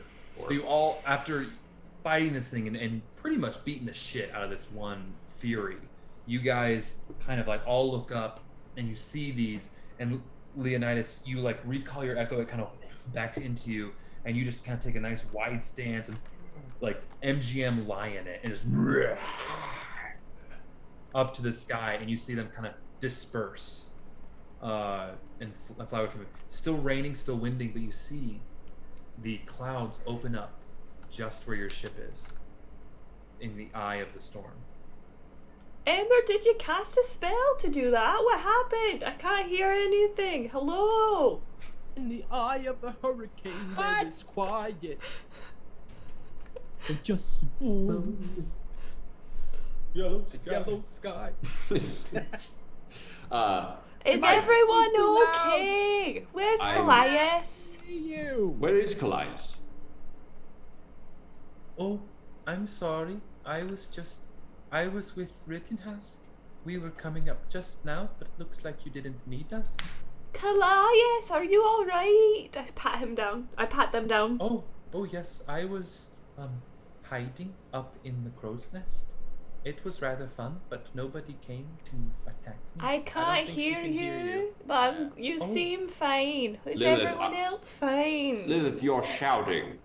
Can't hear you. What are We you can't hear you. saying? Let me, and he touches the two of you Thank that are God. deaf and is going to cast lesser restoration, and you are no longer deaf. He goes, Oh, you seem to have some bit of elemental trouble. I've heard of these stories of the Furies. This is quite interesting that we ran into some. You did nothing. I was down below deck. It took me a while to get up. I had to gather my weapons. I can't come unprotected. You know, I'm I keep going- my weapons on me at all times. Yeah, I do as well. Yeah, same. Sometimes I find that rather uncomfortable. Well, I So? sleep with my knives. I find it very comforting. Very safe. I count them. They're like saints. You know, you say prayers to them. You No, don't say that's- prayers to your weapons. No, I don't, and it sounds like there's a lot to unpack there, Lilith. So I think we should table that. I have to say, I appreciate you letting them be able. Did you do something that made them so they can hear again?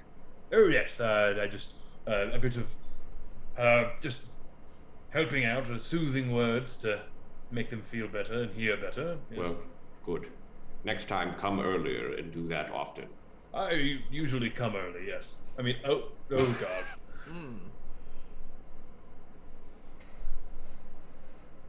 Comes early, but Already stays come. late. Am I right?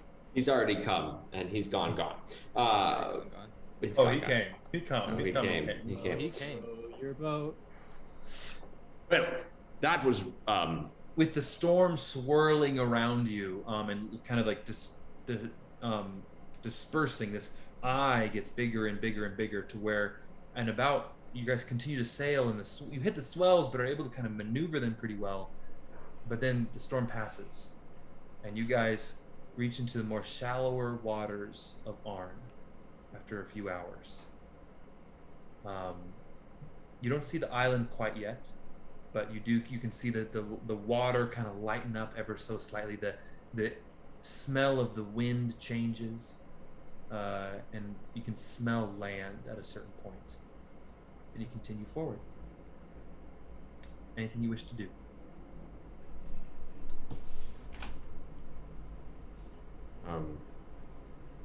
How do we feel about sailing? I feel like we're all sitting around drinking bad coffee. Wait, hold on. I would like to answer that, Lilith, but I have a different question. Ryujin, you don't know your parents. Right. Why? I don't have an answer. They weren't there. They weren't there at all? No. I was raised by scholars, sages, school and Revan. Do you remember them at all? In I've any way? never seen them before, except maybe an image of them in one of those visions we had. Hmm. This Okay. is my first time seeing a version of what my parents could have been. Were you left with anything when you're a bairn? Like, did they give you anything? Like, do you have anything of your parents? Just this weapon I hold. My scimitar.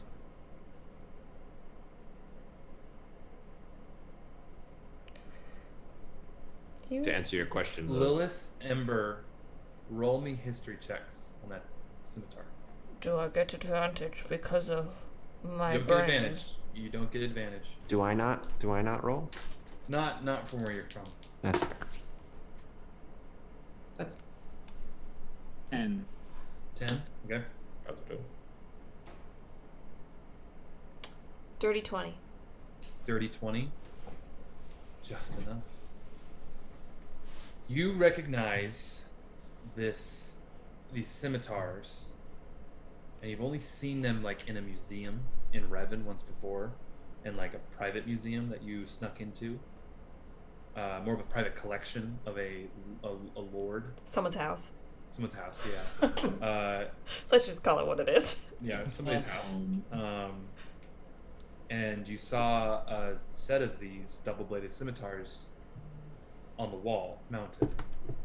And in here, it was like during a party, and you kind of were hiding. You heard this person talk about how they belong to a very old group of warrior nomads that would travel around Cordia and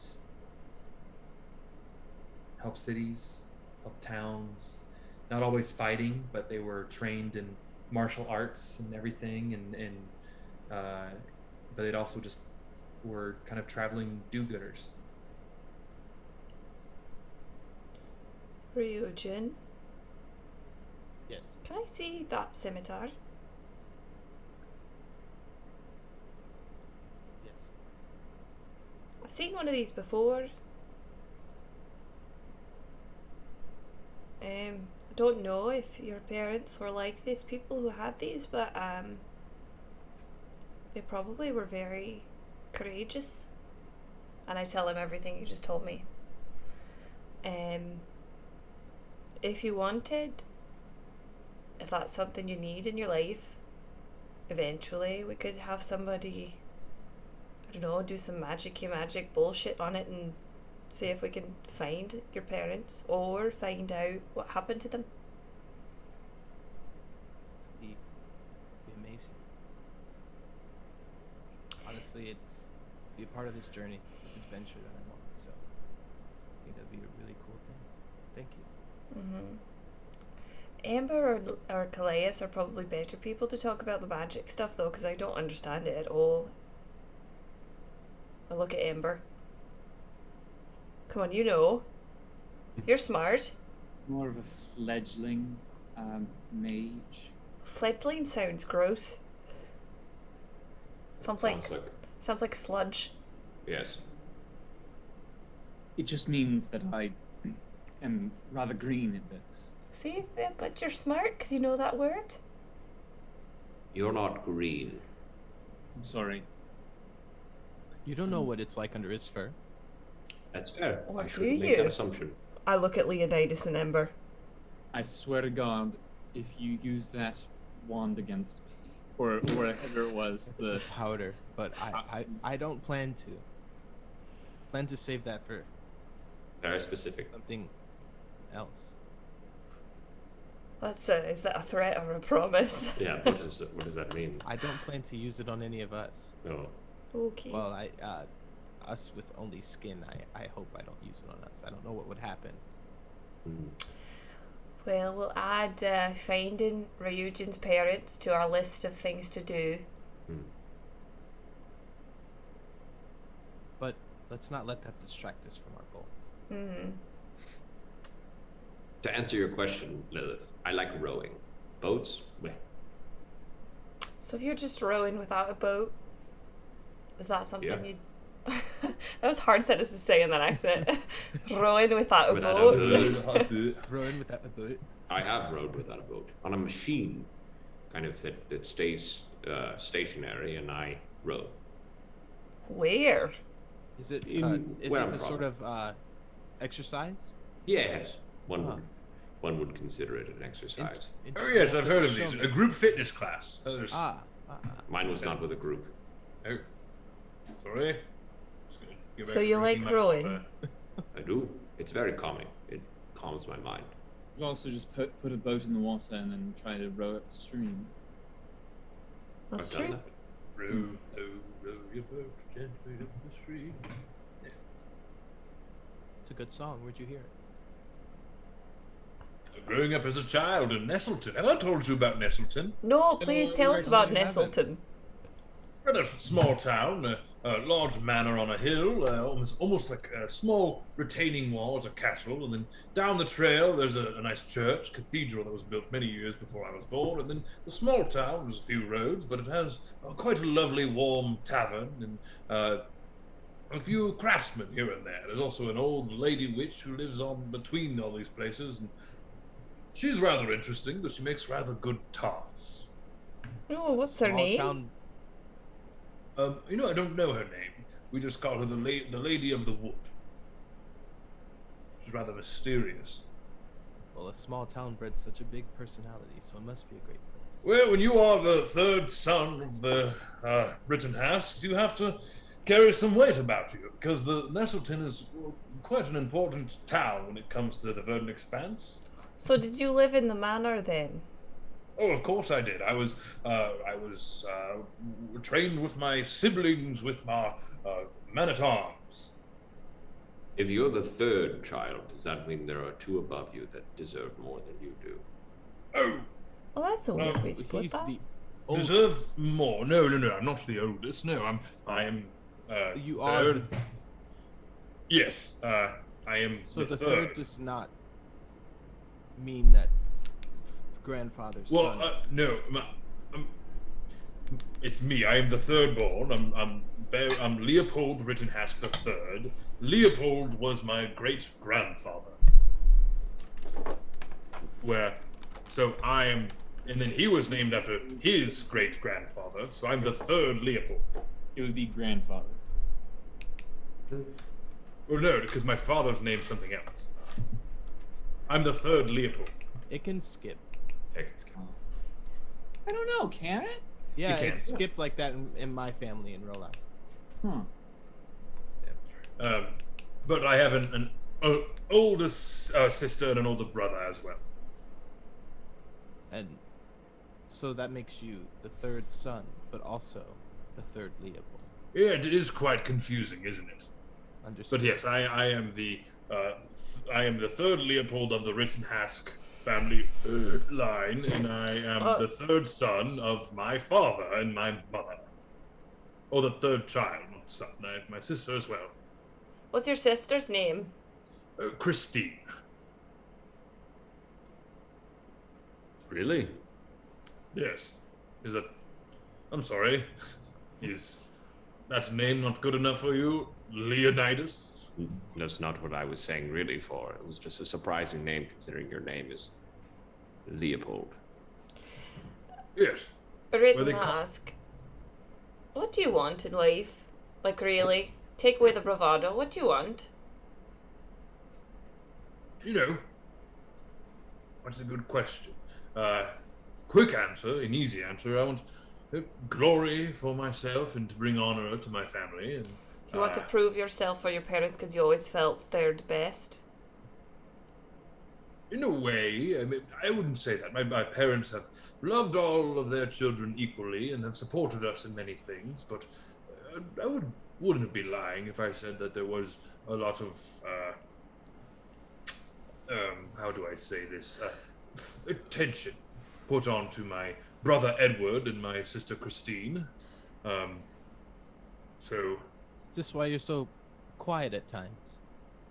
Well, I just don't want to step on anybody's toes, and if you're having a moment doing your thing, I don't want to jump in unless I absolutely have something to add to it. So you're the youngest? No, I have a younger sister as well. Oh. Wait. What's her name? Philippa. Oh. Christine, Edward, Philippa, and Leopold? Yes, their family names.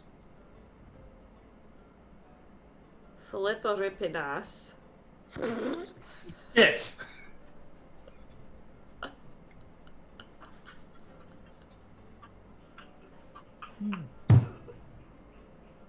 Oh my god!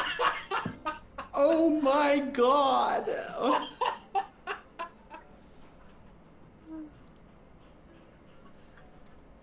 I'm tapped. I'm tapped. I'm tapped. I'm Bagel. I'm dying. I'm Bagel. I'm actually Bagel. I'm Bagel. Oh my god. Wow. Well, Leopold. Hey, everybody at home listening, watching, Sometimes. think before you say things. Hey, Woody, that is a true statement of life. Yeah, You know? or else you're gonna be stuck with fucking Philippa Rippenass. Philippa Rittenhouse. Philippa? Philippa Rippenass. A ripping ass. Oh god. She's out for blood.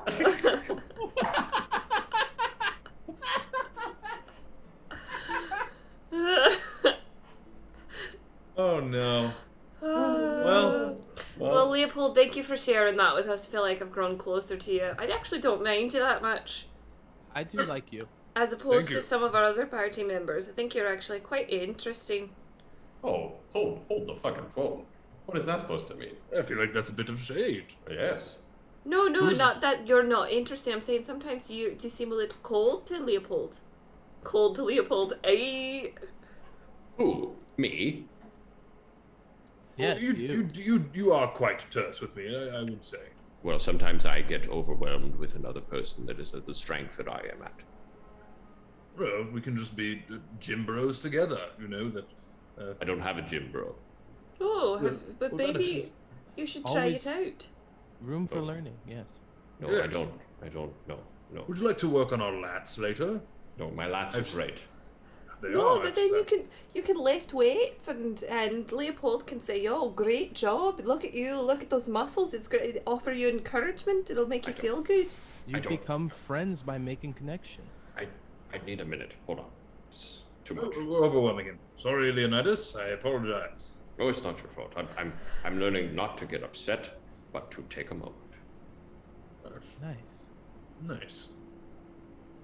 Alright, well, this Exquisite. coffee was shite, but the conversation was pretty good. So I'm going to go upstairs onto the deck and learn how to either tie knots, fall off ropes, or stab things. So I'll see you all Did later. you say, wait, there's coffee?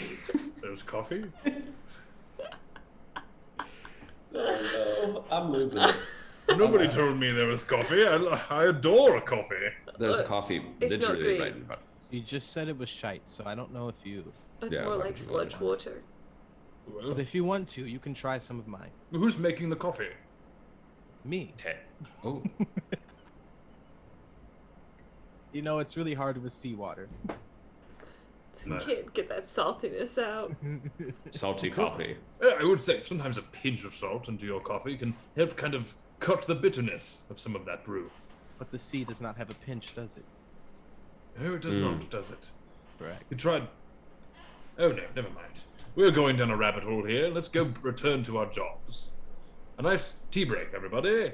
Goodbye. Just a little sludge coffee and hardtack instead of tea and crumpets. I knew I'll make y'all love ripping ass by the end of this. Oh, I already do. And Philippa. And Philippa ripping ass. Sweet little Philippa ripping ass. God, imagine being What a named sweet that. little girl. Well, it's written Hask, but... Well, at this point, it's written It's okay. Hask. She rolled a crit fail and she was born, so... yeah, really. Came out of the womb with a crit fail. Her parents are like, you know what's gonna be fucking funny if we do this? Name her Philippa. So, as you guys continue to sail, is there anything that y'all want to do before we move on? Yes. I'm intrigued, or Leonidas is intrigued at the like, he's just going to test more with his echoes. He's always intrigued at them. So he's going to have up against the side of the boat and the echo there, and he's going to dive off the side of the boat, and right before he hits the water, he's going to switch with the echo and see what that does. Okay. You do it. You like, and you see Rittenhouse go, oh god, no, Lilith! And then you switch back, and you just see like kind of the tip of your snout is wet. And he goes, oh, you startled me, sir. How dare you?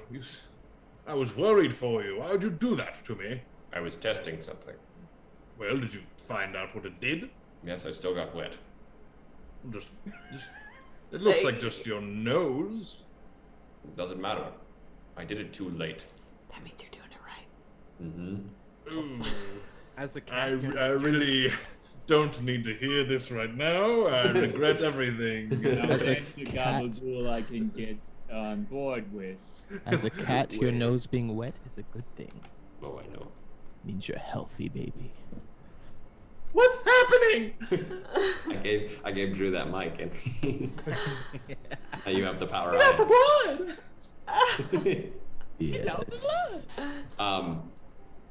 I was testing. I still don't fully understand these things, and so sometimes I just jump off things and see what happens. Can you like have it climb something and then you teleport to it?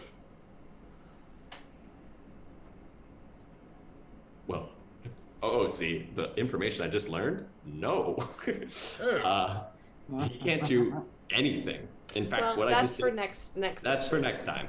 That's for next time. Right now, yes, I could do that. That's quite interesting. Quite amazing, actually. Yes. So, and I summon one that kind of like shimmies up a pole. I don't know, and then I switch with it. I'm sensing an imminent nerf. Yes, we'll see.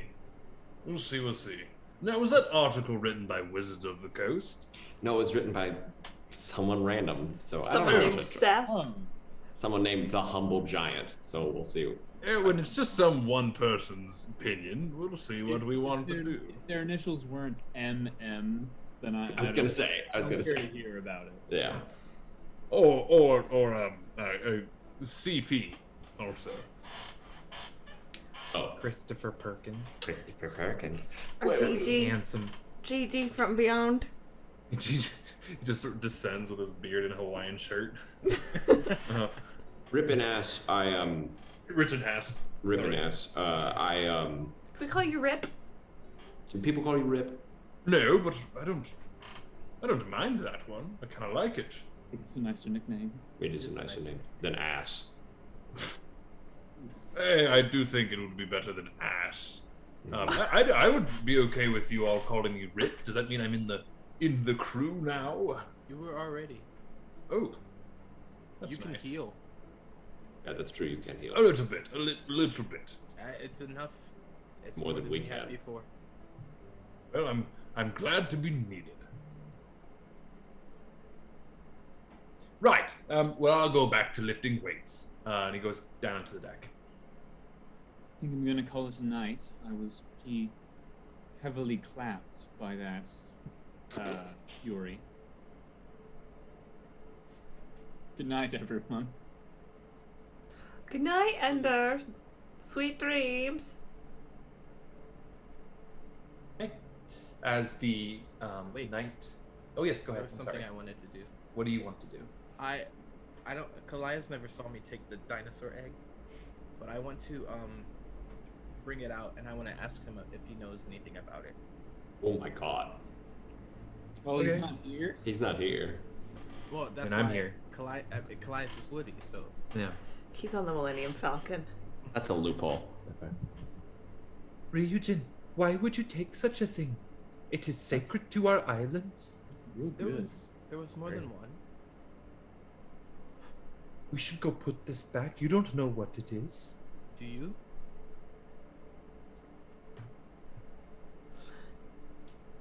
I have an inkling to what it is, and it could be quite dangerous. A lot of things are dangerous. I believe that this egg belongs to a group of velociraptors.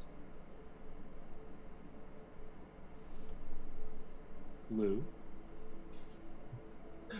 Blue! Blue! Oh. Maybe. Are you alone with Kallias? Ryujin? Yes, they're alone. Oh man. Okay. I think I'll protect it, and also raise it to be not dangerous. Have a way with animals. Ryujin, I don't want you to do anything churlish or dangerous with us. But I do trust you, so. And I do suppose when it hatches, it is quite helpless, so if it sees you as its mother, maybe it won't try to eat you. Also, they don't grow to be super big, and when there's only one of them, they're rather easy to dispatch if you need to. Right. Although the meat is quite gamey. I don't think I would want to kill it, but if it comes down to it, I can count on you. Okay, I would happily dispatch it, and I do know a nice jerky that you can make with their meat. Thank you. Is there any other eggs you have stolen, Ryujin? No, that's it. Okay. Dr. Alan Grant. Dr. Grant.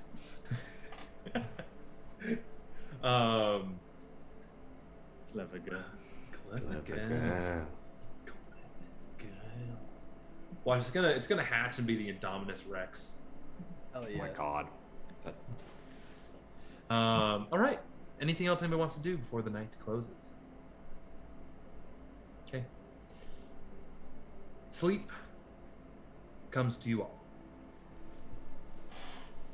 And Leonidas, you have a dream. This dream is lovely. You are walking along fields near where you used to live with Yara.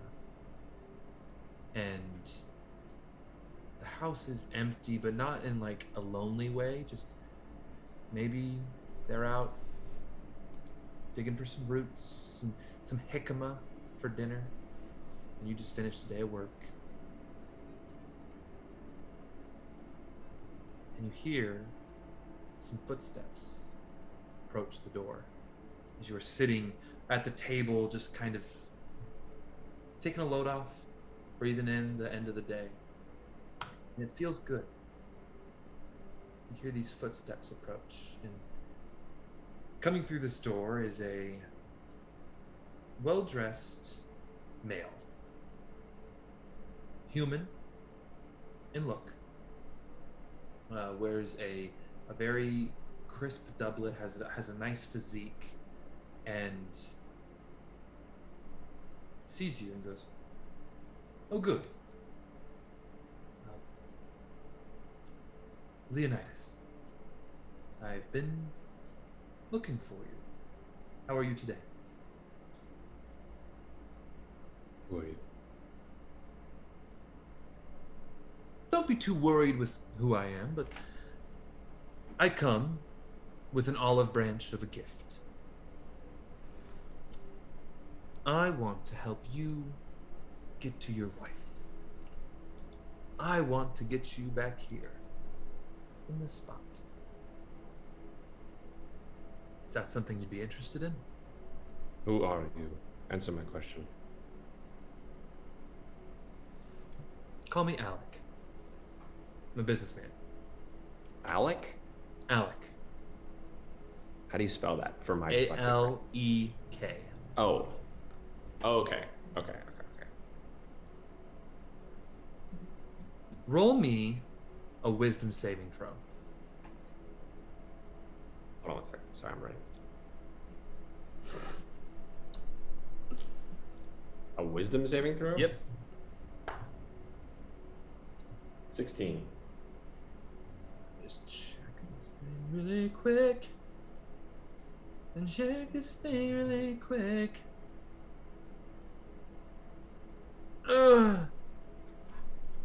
Harry Potter, the boy who lived, come to pie. Come for pie. Come for pie. Sorry, my notes are kind of all over the place. One second, guys. 1 second. 1 second. 1 second. Yeah.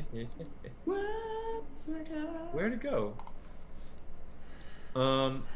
That's fine. I'll find it later. What'd you get again? 16. 16. With that 16, you like this guy. He seems pretty straightforward. He seems like he genuinely wants to help you. So, Leo, may I call you Leo? No. Okay, Leonidas, my apologies. I have a business proposition for you, if you're interested.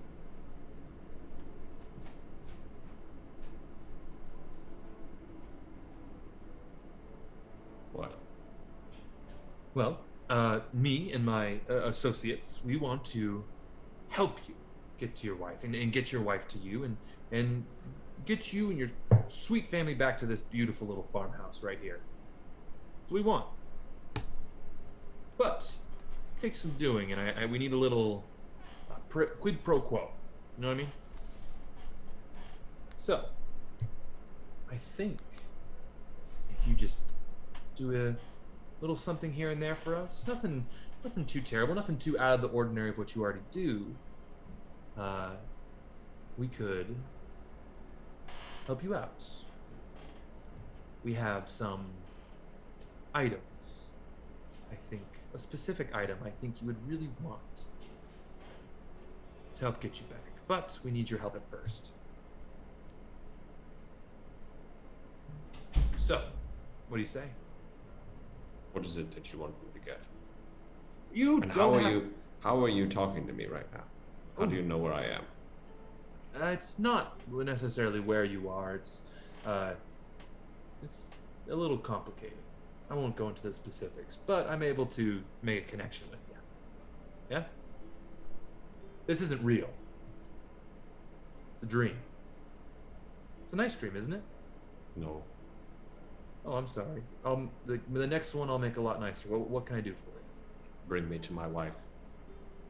Well, that is the plan. We just need you to do something for us first. We have an individual who's been causing us trouble for me and my associates. And we would appreciate it if you were to dispatch this individual. What is this individual's name? This individual, we don't actually have a name for them. They have kept it pretty close to their chest, since they have been interfering with our plans. However, we can tell you that this individual has 2 different color eyes, one brown and one blue. This individual has this golden hair that's really quite striking. And he stands at about 7 feet tall and carries a pretty impressive sword.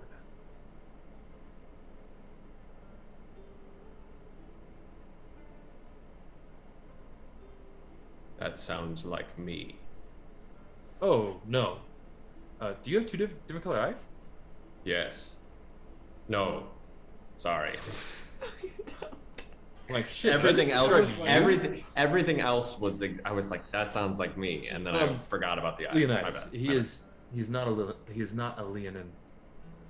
He is from as far as we can tell, mostly a human man. But maybe some extra zhuzh thrown in there. You know those humans.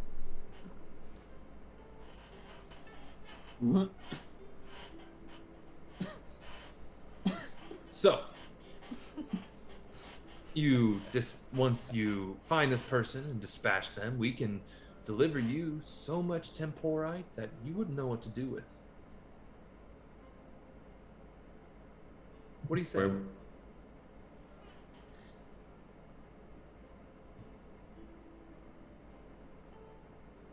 Fine. But I don't even know where I would find this person. Last time my associate and I had a run-in with him, he was in Marvelhold.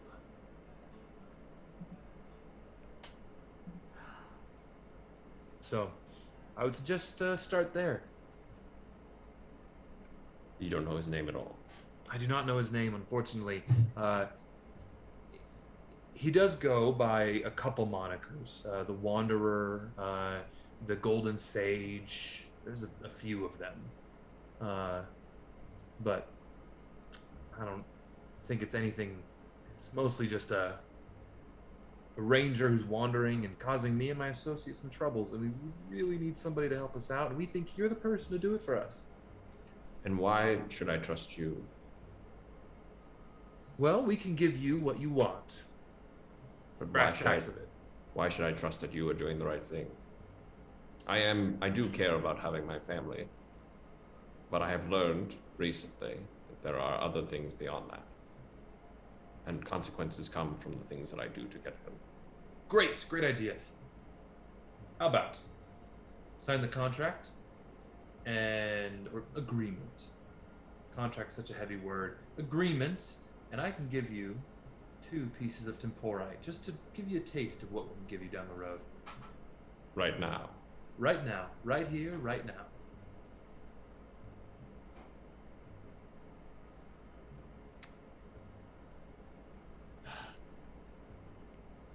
All you have to do is sign the agreement, and temporite's yours. And tell you what, there's a boatload more.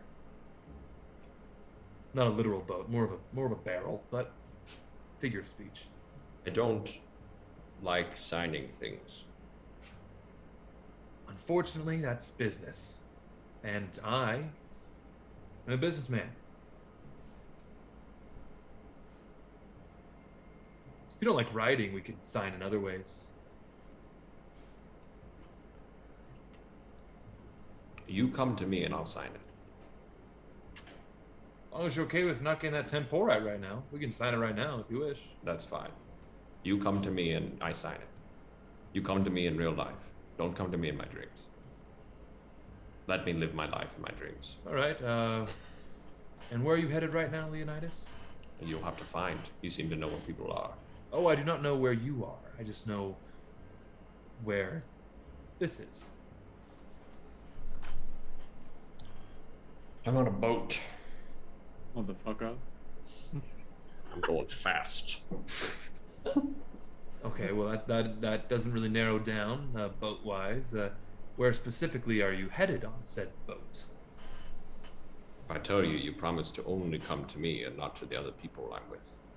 Yeah, of course. Me or my associate, depending on who can get there first. It would be you.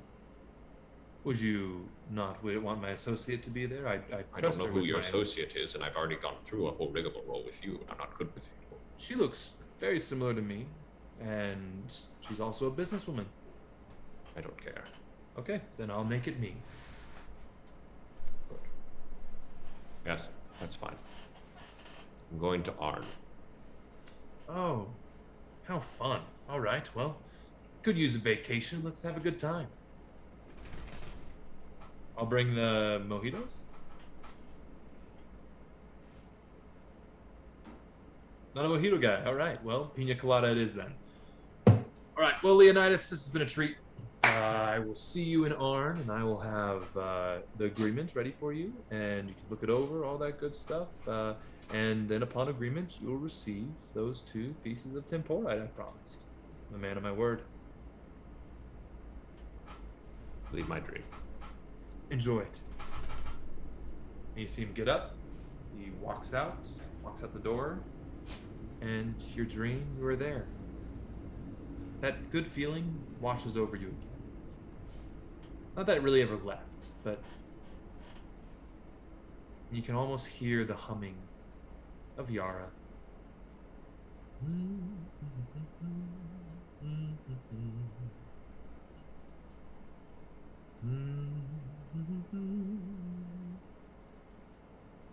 that's where your dream ends. You guys are all rudely awoken. Ding, ding, ding, ding, ding, ding, ding, ding, ding, ding. The bell is ringing, and you guys know that is the bell to go to your battle stations. The whole deck is scrambling. You all scramble to above deck to see what's going on. Have we Have we gotten any sort of rest? You guys get a full rest. This is a full rest. Oh, It's you guys get a full rest. It's just you don't. You're not. You don't get a nice. Nice. Kind of wake up moment. Cool. Okay. Yeah, I'm going up. Okay, you all scramble to your top deck, getting your armor on, knives that you probably slept in, Lilith, and you guys arrive, and you see 2 ships sailing directly towards you. 2 ships passing. Sorry. You son of a bitch. And you see that they are flying the same colors, a red field with a black Gorgon head on it. A Gorgon is a Medusa head. Well, I know what a Gorgon is. I'm asking what the flag is for. Do any of us know it? Roll me history checks. God damn it. Natural 20, baby. Okay. Natural 20, baby. 2 natural 20s? Okay. Well, you're various times picking up here and there. You guys definitely pick these information from different places. 4. I got this many. I rolled a 4, so. You guys know this to be the symbol for one of the most notorious pirate gangs in the high seas, the Crimson Reavers. Also my favorite hockey team. Oh, is that a hockey team? No, it just sounds like one. Oh, the Crimson Reavers. And with the natural 20s, you guys know that they are captain. Their main captain of their flagship is a Gorgon who goes by the name of Captain Aetos the Red. Aetos. Wait, we know what a Gorgon is. Yeah. So we've known what's been happening to the clients. Kind of. Kallias is a little bit different. Okay. They're similar, definitely in the same family tree, but 2 different branches. Yeah.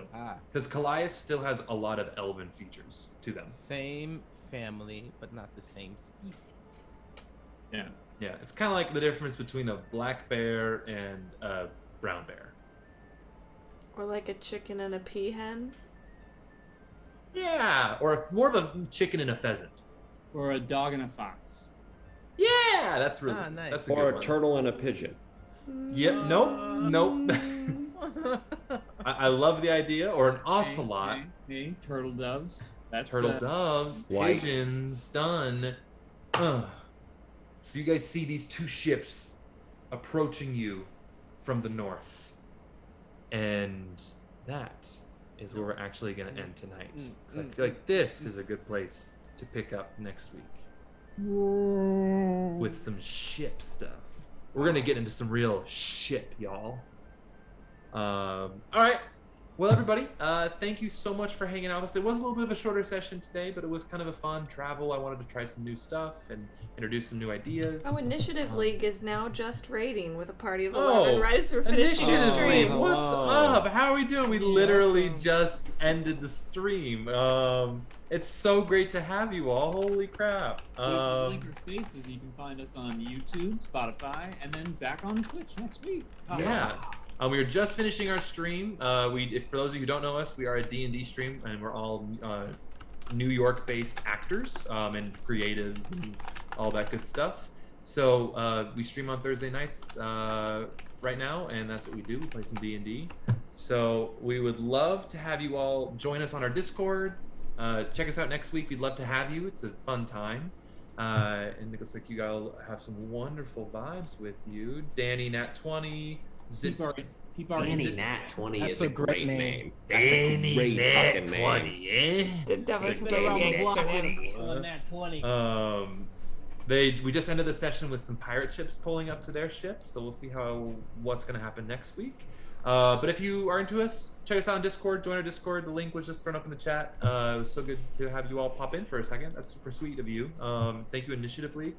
And we are going to spread the love And first of all, thank you all for those who were here with the stream and who joined us. Thank you for coming in. We love you all so much. And tell a friend you love them, and have a wonderful week. And we will see you next week. Thank you so much, y'all. And then now we're going to go ahead and raid. Hannah, who are we raiding today? Well, we did raid them last week, but our dear friends over at Careful Cantrip and Hops and Dragons are doing a collaboration thing, so we're going to go raid them and give them our love. Yeah. Give them some love from us, from Initiative League, all of us. Let's just send it straight to them. Yeah. Tell them we love them a good bit. So thank you all for hanging out with us. We will see you next week. Faces old and new, and let's Initiative League. I mean, if you want to give us follows, that'd be really cool. We love that. And you guys can keep posting if we change anything and when we go live. But other than that, we will begin the raid starting. Hannah, count us down. I mean, 11. It's like that new space flight that just launched. 13, 12, 11.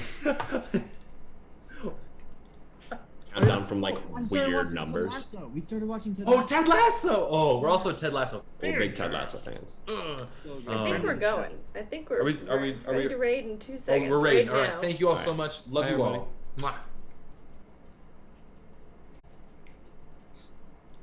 All right.